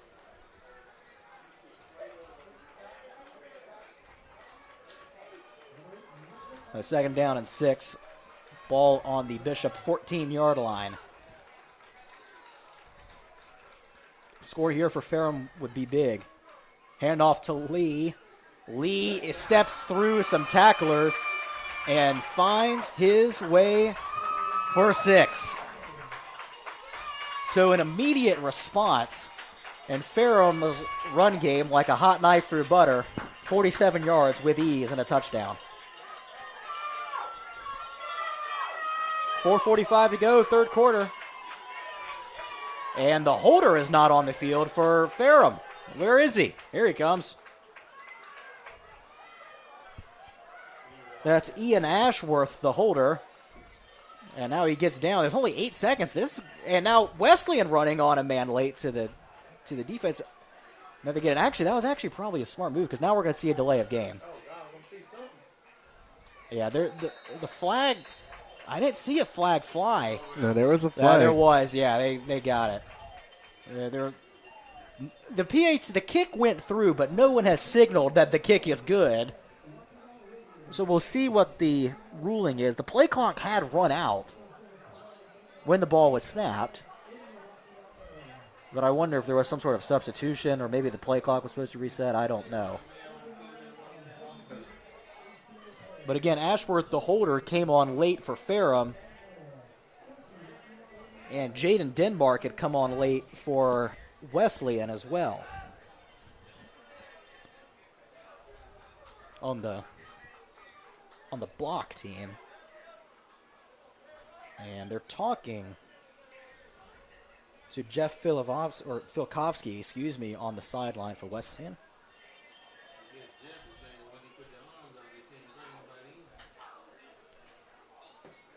Coach Filkovsky is pleading his case for something. Now he's walking away. He's not happy with something that he was told. Can't read lips, but I can read body language. Kind of shrugged off the official. It was a weird play. And we still don't have a signal. Well, now everyone's running off the field. So I guess the extra point is good. Illegal substitution is called on Wesleyan. So that was the flag. And the extra point is good. So a lot going on. But we eventually reached conclusion. And now Ferrum will kick it back to the battling Bishops.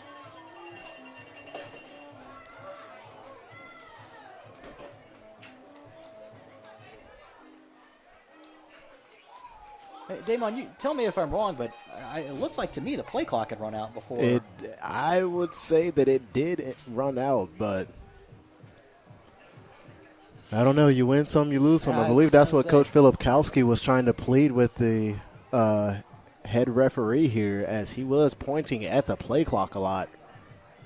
I certainly understand his argument, but nothing to be done about it now. We move on. And Ferrum will ready to kick it away.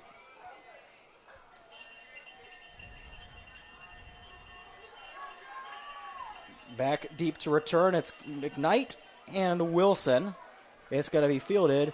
Well, it's going to check up at the 15, and Wilson can't hold on to it. It's picked up by Ferrum, and they have a 1st and 10 inside the Bishop 20-yard line. What a turn of events we have seen over the last minute of play. Momentum is a heck of a drive in this game.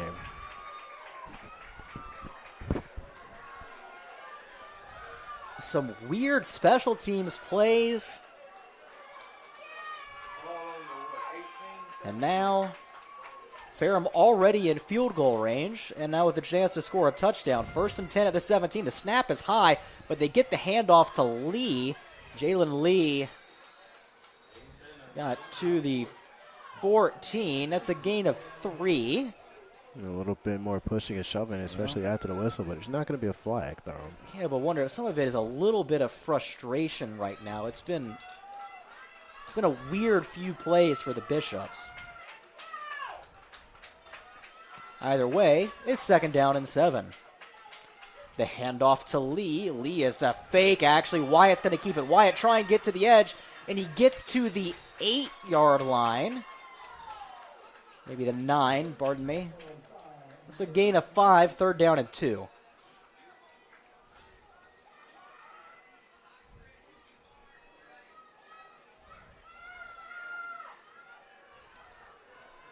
Pistol formation. Handoff to Lee. He's got the 1st down, and he's got the touchdown as Ferrum takes a lead just like that.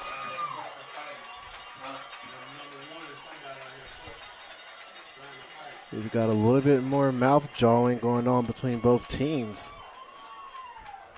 Referees do step in and calm it down before it escalates. Now, this time the holder is on the field in ample time as Ferrum lines up for the extra point. 3:38 to go, 3rd quarter. Ferrum 27, Wesleyan 24. And the kick is up, and it was blocked in the line, but a whistle before the snap. It's a false start on Ferrum. That'll back the attempt up 5 yards. So the 20-yard extra point becomes a 25-yard extra point.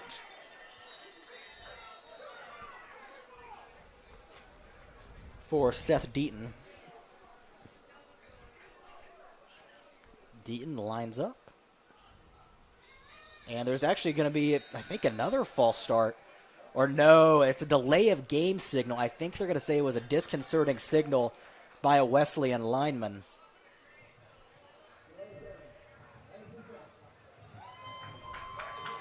So that'll push it forward half the distance. And now we're at back to the regular extra point spot.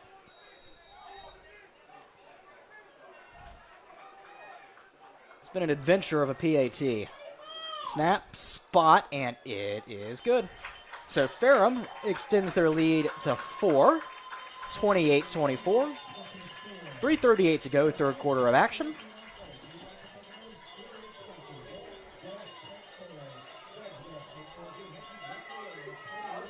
As Wesleyan is in pretty dire need of a response here, Damon.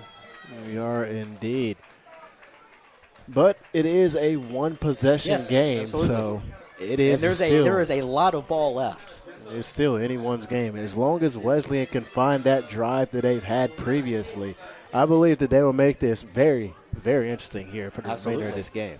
Just have to probably, mainly, I think the main goal is to avoid turnovers because the muffed kickoff was pretty brutal and gave Ferrum the ball right near the end zone, right off the hop. So let's tighten it up a little bit on kick return. I would say the opportunities will be there. If there is to be a change in this game, 2 things need to happen, and that is, one, that Wesleyan will need to mind their tempers right now as they need to focus on playing the best of their abilities, and 2, coach is going to have to figure out who is being heavily targeted and who is not being targeted as much and start shifting their attention to the weaker matchups here, as there has been people wide open. Kick is away. It's going to be fielded by Wilson. Wilson is going to take it. He's got the 20, the 22, and he's going to be dumped at the 23. So return of 23 yards for Sarion Wilson.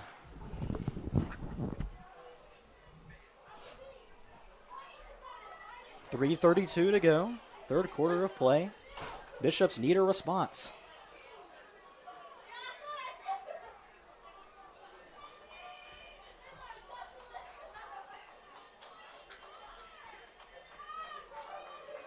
Shotgun formation. Chaz Hirschman, the quarterback, joined by Anthony Bird, the tailback. Two receivers to each side. Hirschman's going to hand off to Bird. Bird gets to the 25 and nothing more. Actually, they're going to give him the 26-yard line, so he'll have 3. And he'll bring up second down and 7.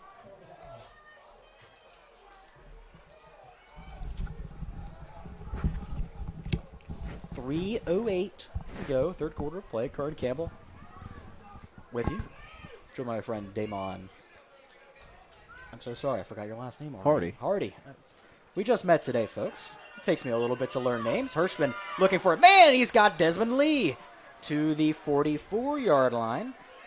That's what we like to see. Desmond Lee right there laying it all on the line to try to keep this drive going and get that first down as we are entering under 3 minutes of play left. We're about at 2.5, actually. Yeah. Bishop's looking to continue this march down the field, quick, fast, and in a hurry. And as Damon just mentioned, we're just under 2.5 minutes to go in the third quarter. First and 10 from the 42-yard line, the Bishop 42-yard line. Hirschman takes the snap and flag pre-snap. I believe we might see a false start. Yep.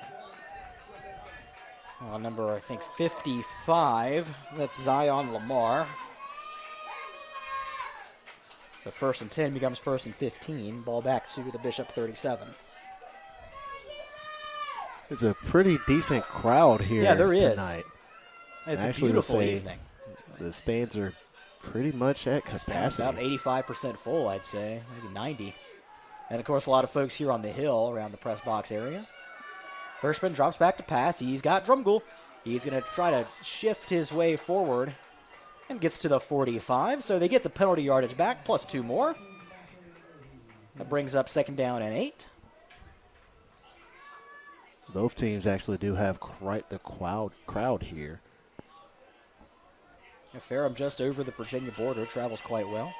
Ferrum's women's soccer team was actually here earlier today and defeated the Battling Bishops 5-0. Hirschman in the gun. Going to take the snap, and it's a handoff to Bird. Bird has room, falls forward to the 47-yard line. Perhaps an unfriendly spot. I thought Bird had a couple more than they gave him. Either way, third down and 5. I would definitely say that he's at least a yard and a half more than where that ball is being spotted at right now. Again, nothing to do anymore. As Hirschman drops back to throw on 3rd and 5, he's got a man. It's Lee, but it sails out of bounds, incomplete. 4th down.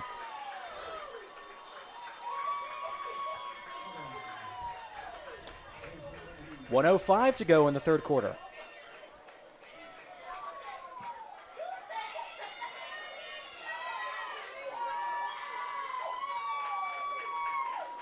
So punt team coming on for the Battling Bishops. Again, Braxton Green kicks and punts.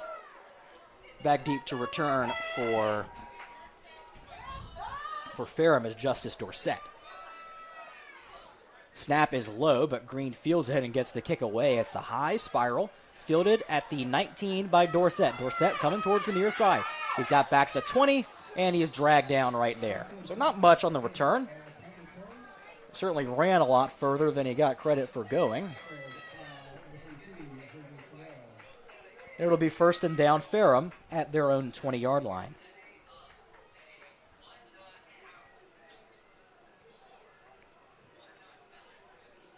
.55 seconds left in the third quarter of play.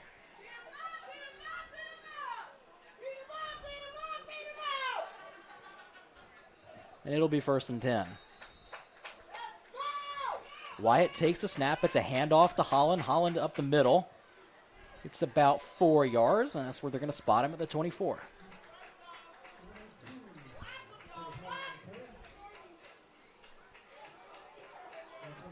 Second down and 6. Holland remains in the backfield. And he's going to get it again. Gets into the line. Tries to bounce it outside, and he does. But is able to only get about 3 more yards. That brings it to the 31. Third down and 4. Or excuse me, the 26. 31 is the line to gain. Or the 30 is the line to gain. So second down and 4 from the 26. And that's actually going to be the last play of the third quarter. So we're going to take a quick break for the quarter and be right back with the final quarter of action here on Flow Sports. Stick with us.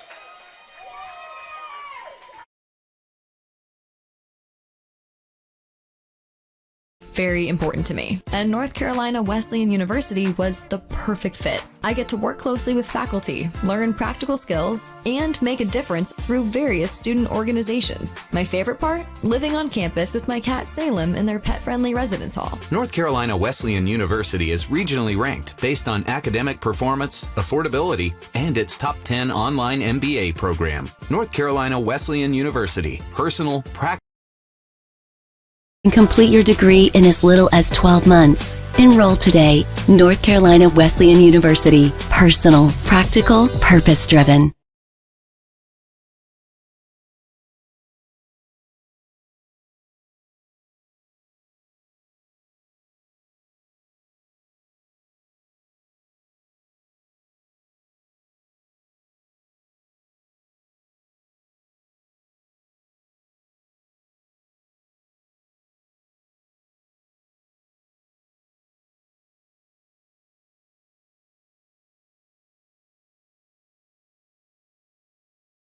For Ferrum at their own 26-yard line. Flip ends of the field after the quarter.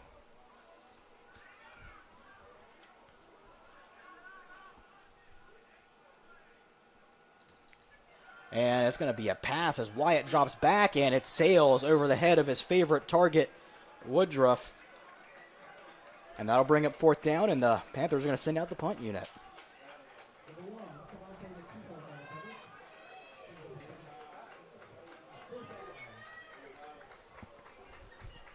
14:57 left in the fourth quarter, and the Battling Bishops, barring something silly, going to get another chance. 14:57. Snap is back, and the kick is, almost blocked. It's kind of a crummy punt. Bounces at the 40 and out of bounds. They're going to spot it a little bit further than that at the 39, so that's where the Bishops will take over, 61 yards away from pay dirt. Looks like the punter there the punter was not actually ready for that snap. Yeah, it was almost a little bit, snap caught him a little off guard, and then a Bishop rusher came and kind of had on the punter's right side. The punter did a good job to get the kick off, but he kind of, because of the direction the pressure was coming through him, kind of booted a little bit off the side of his foot. Didn't have quite the distance he wanted. So 28-24 Ferrum, 14:50 left in the ball game. Chance for the Battling Bishops to take back the lead. It's going to be a swing pass to Drumgoole. Drumgoole to the 42, kind of backs his way to the 44. That's a gain of 5 on first down.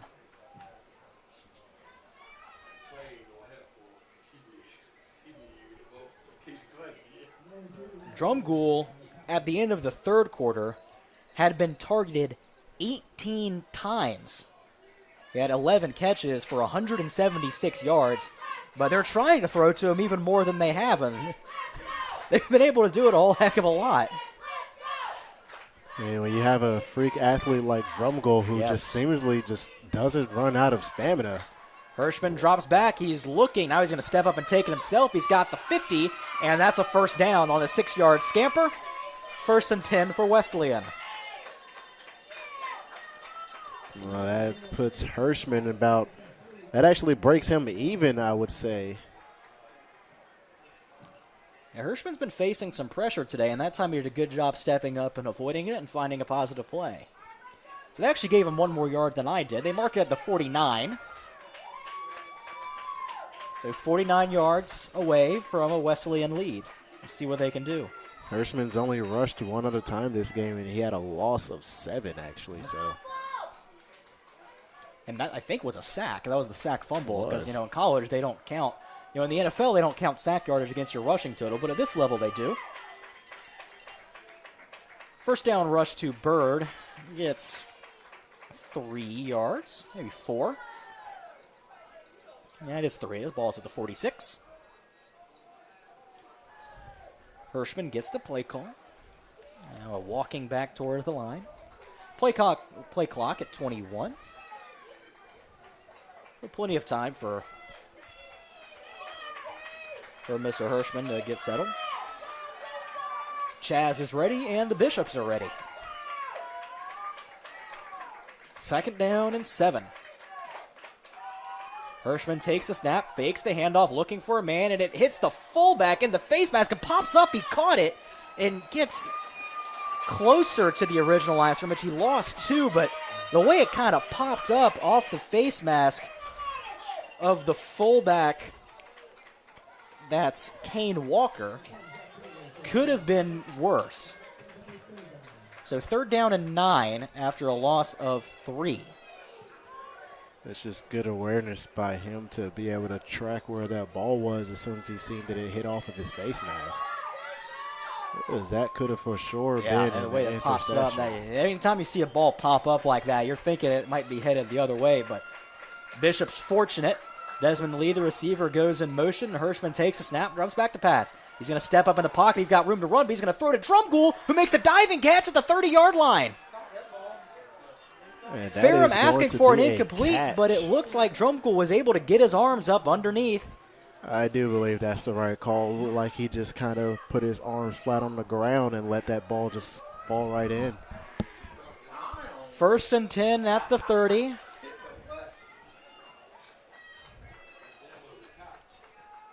$11:33 left in the ball game. Play clock down to 15 as Hirschman comes in and relays the blocking to his offensive lineman.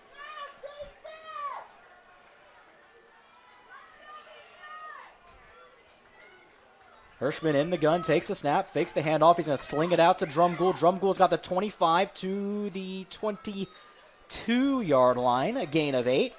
That'll bring up 2nd down and 2.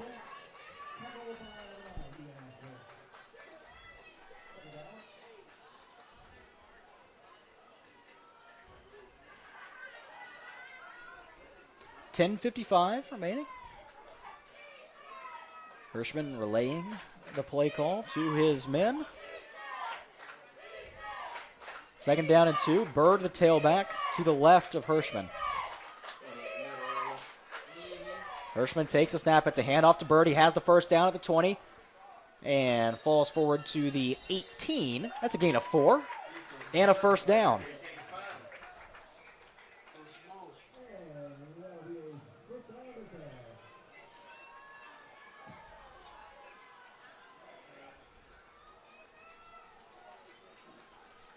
First and 10 at the 19, so a gain of 3 on the play.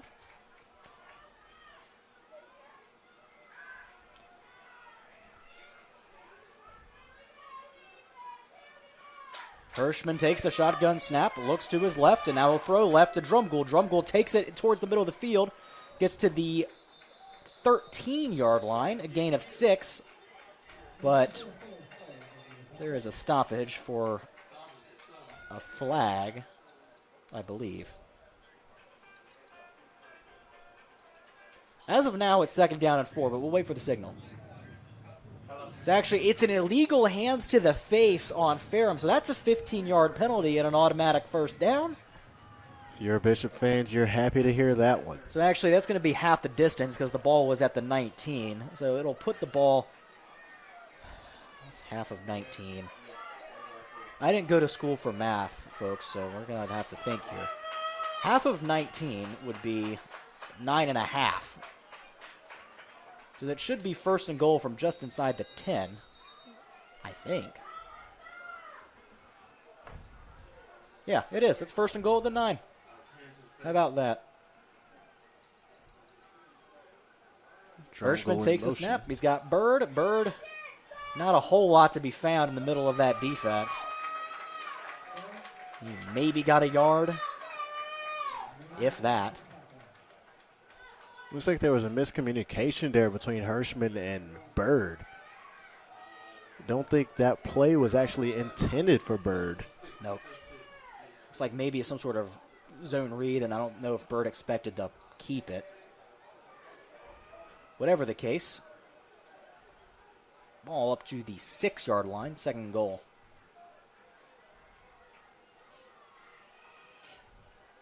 Hirschman takes the snap, fakes the handoff, and there's a flag.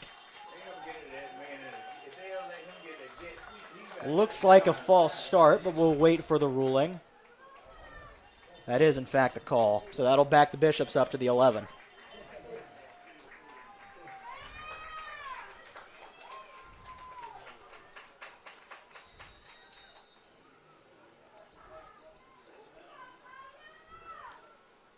Second and goal from the 11 now. And the Bishops moving in the wrong direction on 2nd down. It could be 4-down territory, down 4 points in the 4th quarter here. Hirschman drops back, rolls to his right, looking for the end zone, and throws it into quadruple coverage. And it's picked off by Fuller Howard, the junior linebacker.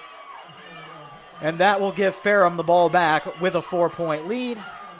And that is just not what the Battling Bishops needed.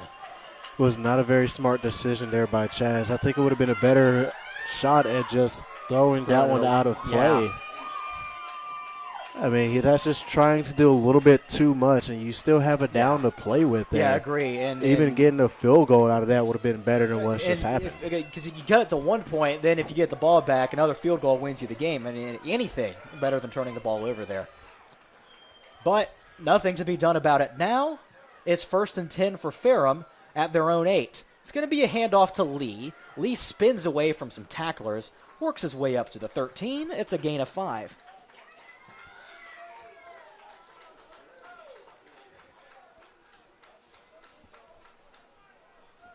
So a good on-schedule run for Jalen Lee. And Damon, it seems to me like Ferrum's done a very good job at mixing their run game between Holland and Lee, and they're kind of both been fresh the whole game because of it. As good as Anthony Bird is, he is the guy for Wesleyan, and you can see kind of how a little bit of the wear and tear was starting to impact him in the second half. It is.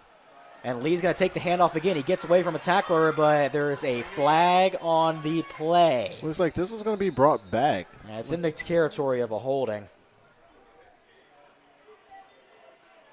Yeah, it is going to be brought back indeed.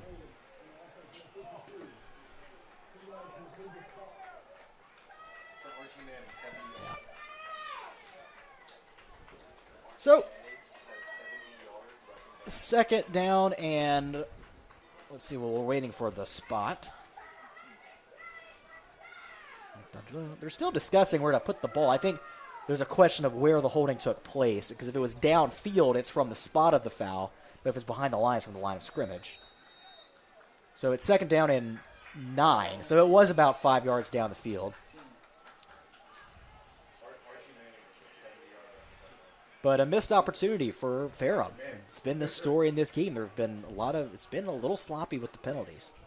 It's a handoff to Lee again. He cuts through the defense and gets up to the 19, and that is just enough for a Panther 1st down.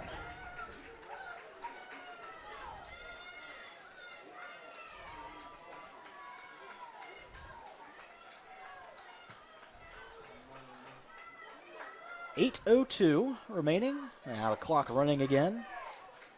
In a situation that Ferrum, if they're able, they're going to keep chewing this clock here, because I think Ferrum may have the intent of this being the last possession of the game if they can make it. And I'm not hearing. There we go. We're all set. Yeah, they are taking their sweet time getting the play call in. About 5 seconds left. Got to get the snap off in time. They do. It's Lee again on the carry. Goes into the teeth of that Bishop defense.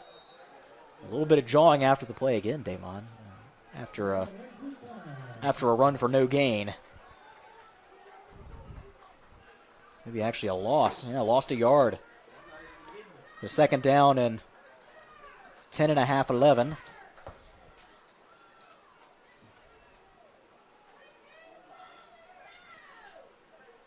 This is a big series for the Bishop defense. If they can get off the field here, that's going to be plenty of time to respond. It is indeed. And now that they've got Ferrum behind schedule, this might be the chance. Ferrum once again taking their time. 6:48 to go. Here's the snap. Hand off to Holland. Holland comes towards the near sideline and bowls over a tackler. It's close to the first down. I believe he's got that. And I believe you're right, my friend. They're going to give it to him. Oh, maybe not. The head referee just signaled a first down, but it's 3rd and 1. So he must have heard wrong from somebody. Because the down marker says 3rd down and ball at the 29, line to gain at the 30. So this is another interesting case study of you get a yard, you only need 1 yard here, but if you don't get it, the Panthers could consider going for it and trying to put this game on ice, but we won't think about that until we get there. Here's the handoff to Lee, and it's Holland, and he bowls over, driving his legs to the 45-yard line. What a run from Caleb Holland to get a Ferrum first down. It's a gain of 16. As Ferrum moves it to their own 45.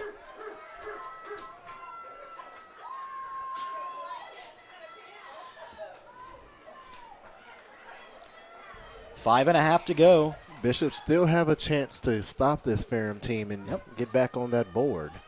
But time starting to become a factor. Handoff to Holland, and he's got absolutely nothing. Stuffed. Holland, a little bit dinged up, gets back to his feet, but he's going to head to the sideline as Jalen Lee will take his place in the backfield. 2nd down and 10. 4:55 to go. And Ferrum going to keep taking as much time off the play clock as they can before they snap the ball. Holland's actually over here on the sideline down now. Yeah, he was kind of grabbing at his shoulder when he walked off the field. And it's going to be a handoff to Lee. He's got the 50, maybe in the 49, so that's a gain of 6. That'll bring up 3rd down and 4. Wesleyan does have all 3 timeouts remaining.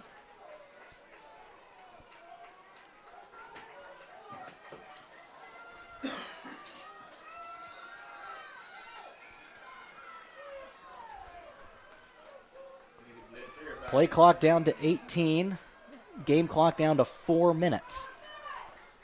3rd down and 4. Ferrum taking their time. And now they'll get the snap off with 8 seconds. And it's going to be a fake as Wyatt goes to the outside, but he doesn't get it. He gets 2 yards to bring up 4th down, or excuse me, only 1 yard to bring up 4th and 3. But there is a flag in the area of a hold. Now this is an interesting decision as to do you take the penalty yardage here or do you force the 4th down? I don't want to be the one having to make the decision, but it is an interesting one nonetheless. I don't doubt that one. Yeah, there's going to be a hold. The penalty, is it accepted? Holding is declined. It's going to be 4th down and 3. 4th and 3. I believe Ferrum's going to keep their offense out there. And actually, it's actually more 4th and 2. No, they're going to punt. Wow. William Hutton running onto the field on 4th and 2. I guess Ferrum wants to pin the Bishops deep and try to win it with their defense. I don't think that this is a bad call from Ferrum because if you don't get it, you're in trouble. They have been able to stop this Bishop offense quite frequently. The defense has had a good second half. Ever since that one, and this is a booming kick bounces at the 10, checks up and goes out of bounds inside the 10, marked at the 9. And that is where the Bishops will take over, needing 91 yards to go win the game. Bishops do have all 3 timeouts and the 2-minute timeout on their side. We're going to mark it at the 10, pardon me. So 1st and 10 at the 10. So 90 yards away from a Bishop victory.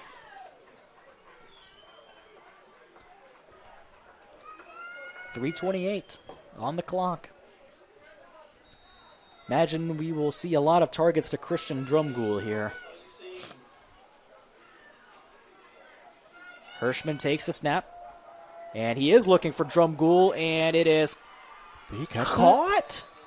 Yes, it is. Christian The pass is caught. Drumgoole is going insane today for these battling Bishops. It's to the 27-yard line. That's a gain of 17, and a Bishop first down. I'm not sure if you saw it, Or but excuse me, from my it's to the 29-yard line, pardon me. I'm not sure if you saw that, but from my angle, Christian Drumgoole reached around the defender that was in front of him and snagged that ball. Yeah, it was an incredible display of athleticism. Here's the handoff to Bird. He's got the 39, and actually they're going to they're giving him the 41. So that's going to be a first down and 10 for the Bishops. A great first 2 plays to this crucial drive. I'm not sure exactly who, but somebody lost a cleat amongst that hit.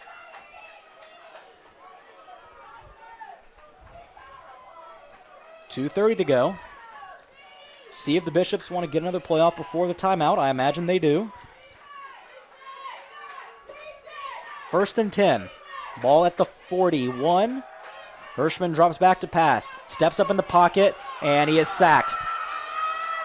Did a good job stepping up to minimize the loss, but it's still a loss of 3, and that'll make it 2nd down and 13 from their own 38-yard line. And now we will have a 2-minute timeout. So we'll stay here. And with 2 minutes to go in the ball game and all 3 timeouts, it'll be 2nd down and 13. And the Bishops need to go 62 more yards to find themselves in the win column.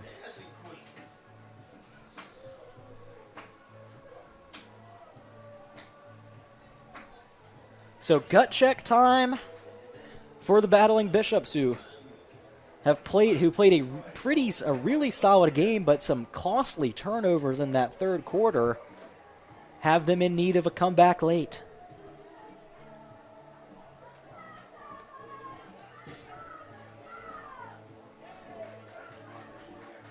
Great engaged crowd here at Vernon T. Bradley Jr. Stadium. And got some dogs out here today.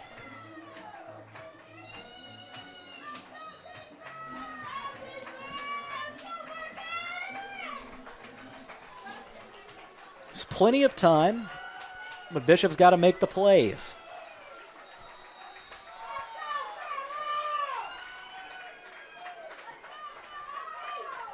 Hirschman takes a snap. It's a handoff to Bird. Bird's got room on the near side, and he is brought down after a gain of 5. That'll make it 3rd down and 8 as the ball is up to the Bishop 43. Something I've noticed is when they start going after Bird, instead of wrapping him up, they hit him very low. Yeah, they don't have the ability to tackle him. So it's a lot of just kind of trying to cut his legs out from under him. 3rd and 8, 4-down territory. Hirschman drops back. He's got Drumgoole. He's to the 45, 50, first down. Now he's to the 40, to the 36-yard line. A big play on the tunnel screen for Christian Drumgoole, who lost his helmet. And that'll temporarily stop the clock, actually. But it does mean that Drumgoole has to sit out a play. And it's not something you want when you're trying to go score the game-winning touchdown.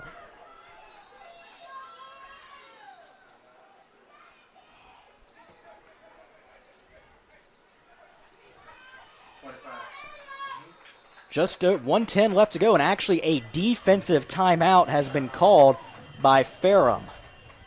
So that actually helps the Bishops as they get the clock stoppage. I'm not sure if I'm Ferrum, I would have called that timeout. I mean, yeah, they Bishops do have momentum, but you don't want to help them out in any way, shape, or form. Yeah, because 1:10 left, and now Wesleyan gets essentially a free timeout to use. And correct me if I'm wrong, but with that timeout, Christian Drumgoole can come back onto the field. I think that's correct. So I'm that's not even positive. more. If that I'm is about true, 80% confident on that, but I think you're right. if that's true, then you're just helping the Bishops out even more.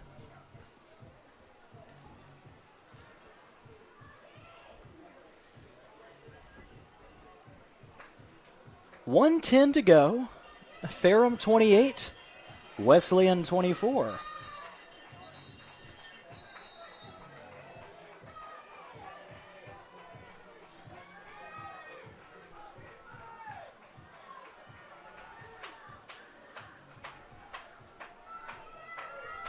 All right, 70 seconds. Bishops need 36 yards.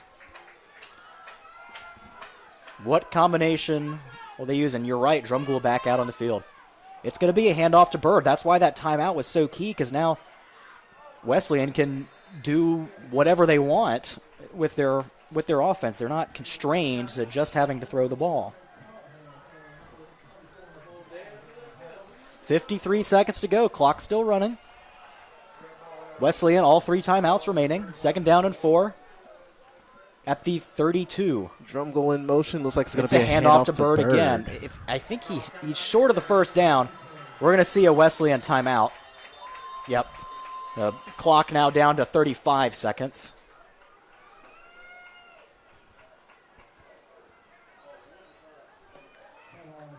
It's going to be 3rd down and 1 when we come back from the timeout. And actually,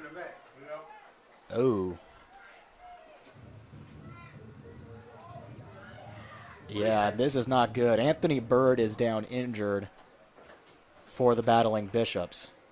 And he looks like he's in a pretty significant amount of pain.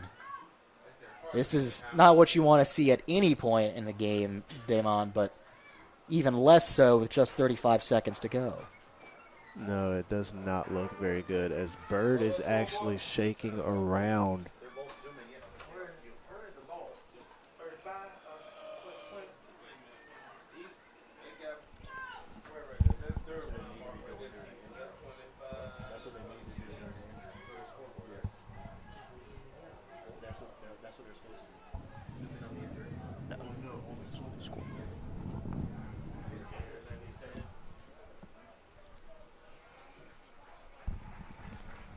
Bird is back up to his feet, which is always good to see. Walking off under his own power.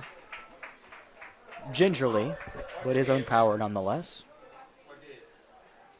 Has a teammate come out to help him. It's a limp. It's some sort of leg. And we're actually going to add 3 seconds back to the game clock, because it'll be 38 seconds instead of 35. Every second counts at this stage of the game.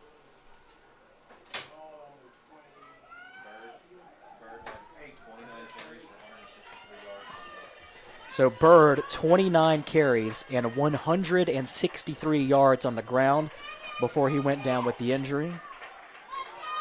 And now it's up to the Bishops to find a way without him. 3rd and 2. Ball at the 28, line to gain the 26. It's going to be a handoff to number 3. That's Carmelo. Carmelo has the 21. Carmelo Bess with a 1st down.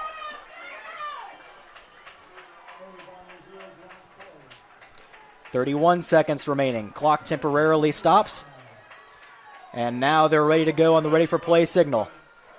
Hirschman in the gun. Best the tailback with him. It's a snap. It's a swing pass on the screen. It's Drumgoole. He's got the 10. And he dropped the ball, but he was already out of bounds. The pass was completed. The ball is now being marked at, I think, the 10-yard line. With 19 seconds of play here, you would hope There's plenty of time. You got 3 shots at the end zone because Drumgoole did run out of bounds. The clock stopped. 1st and goal at the 10. 3 shots for the Bishops. 4 shots, to win the game. It's going to be a handoff to Bess. He's got nothing. He actually lost a couple yards and the play running long, and now we're going to see a timeout called by the Bishops with 11 seconds left. That took a lot of time off the clock, Damon. It did. We went from 19 or 19 to seconds 11. to 11. And nothing gained on the play either.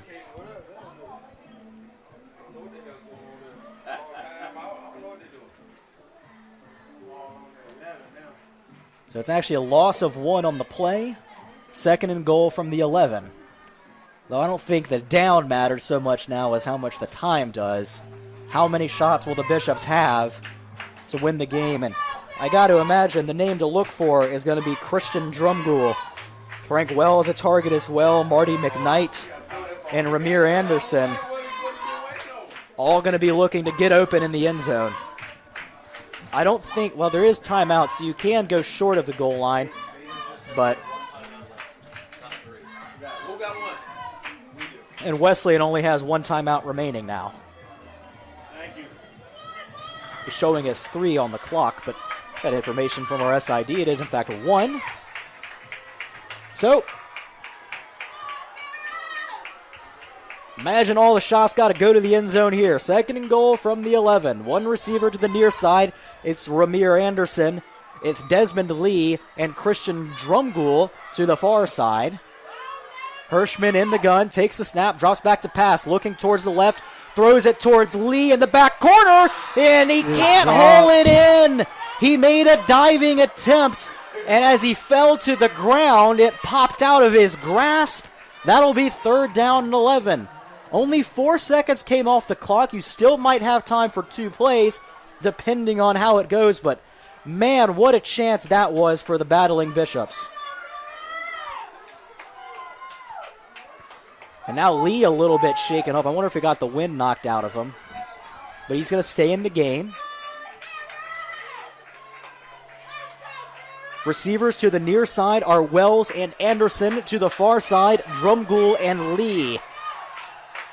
Hirschman drops back to throw. Time running out. He's looking towards Drumgoole. It's incomplete, out of bounds. 3 seconds remain on the game clock. The Bishops will have 1 more chance to win the game. It all comes down to this. With this final play, who would you try to target here?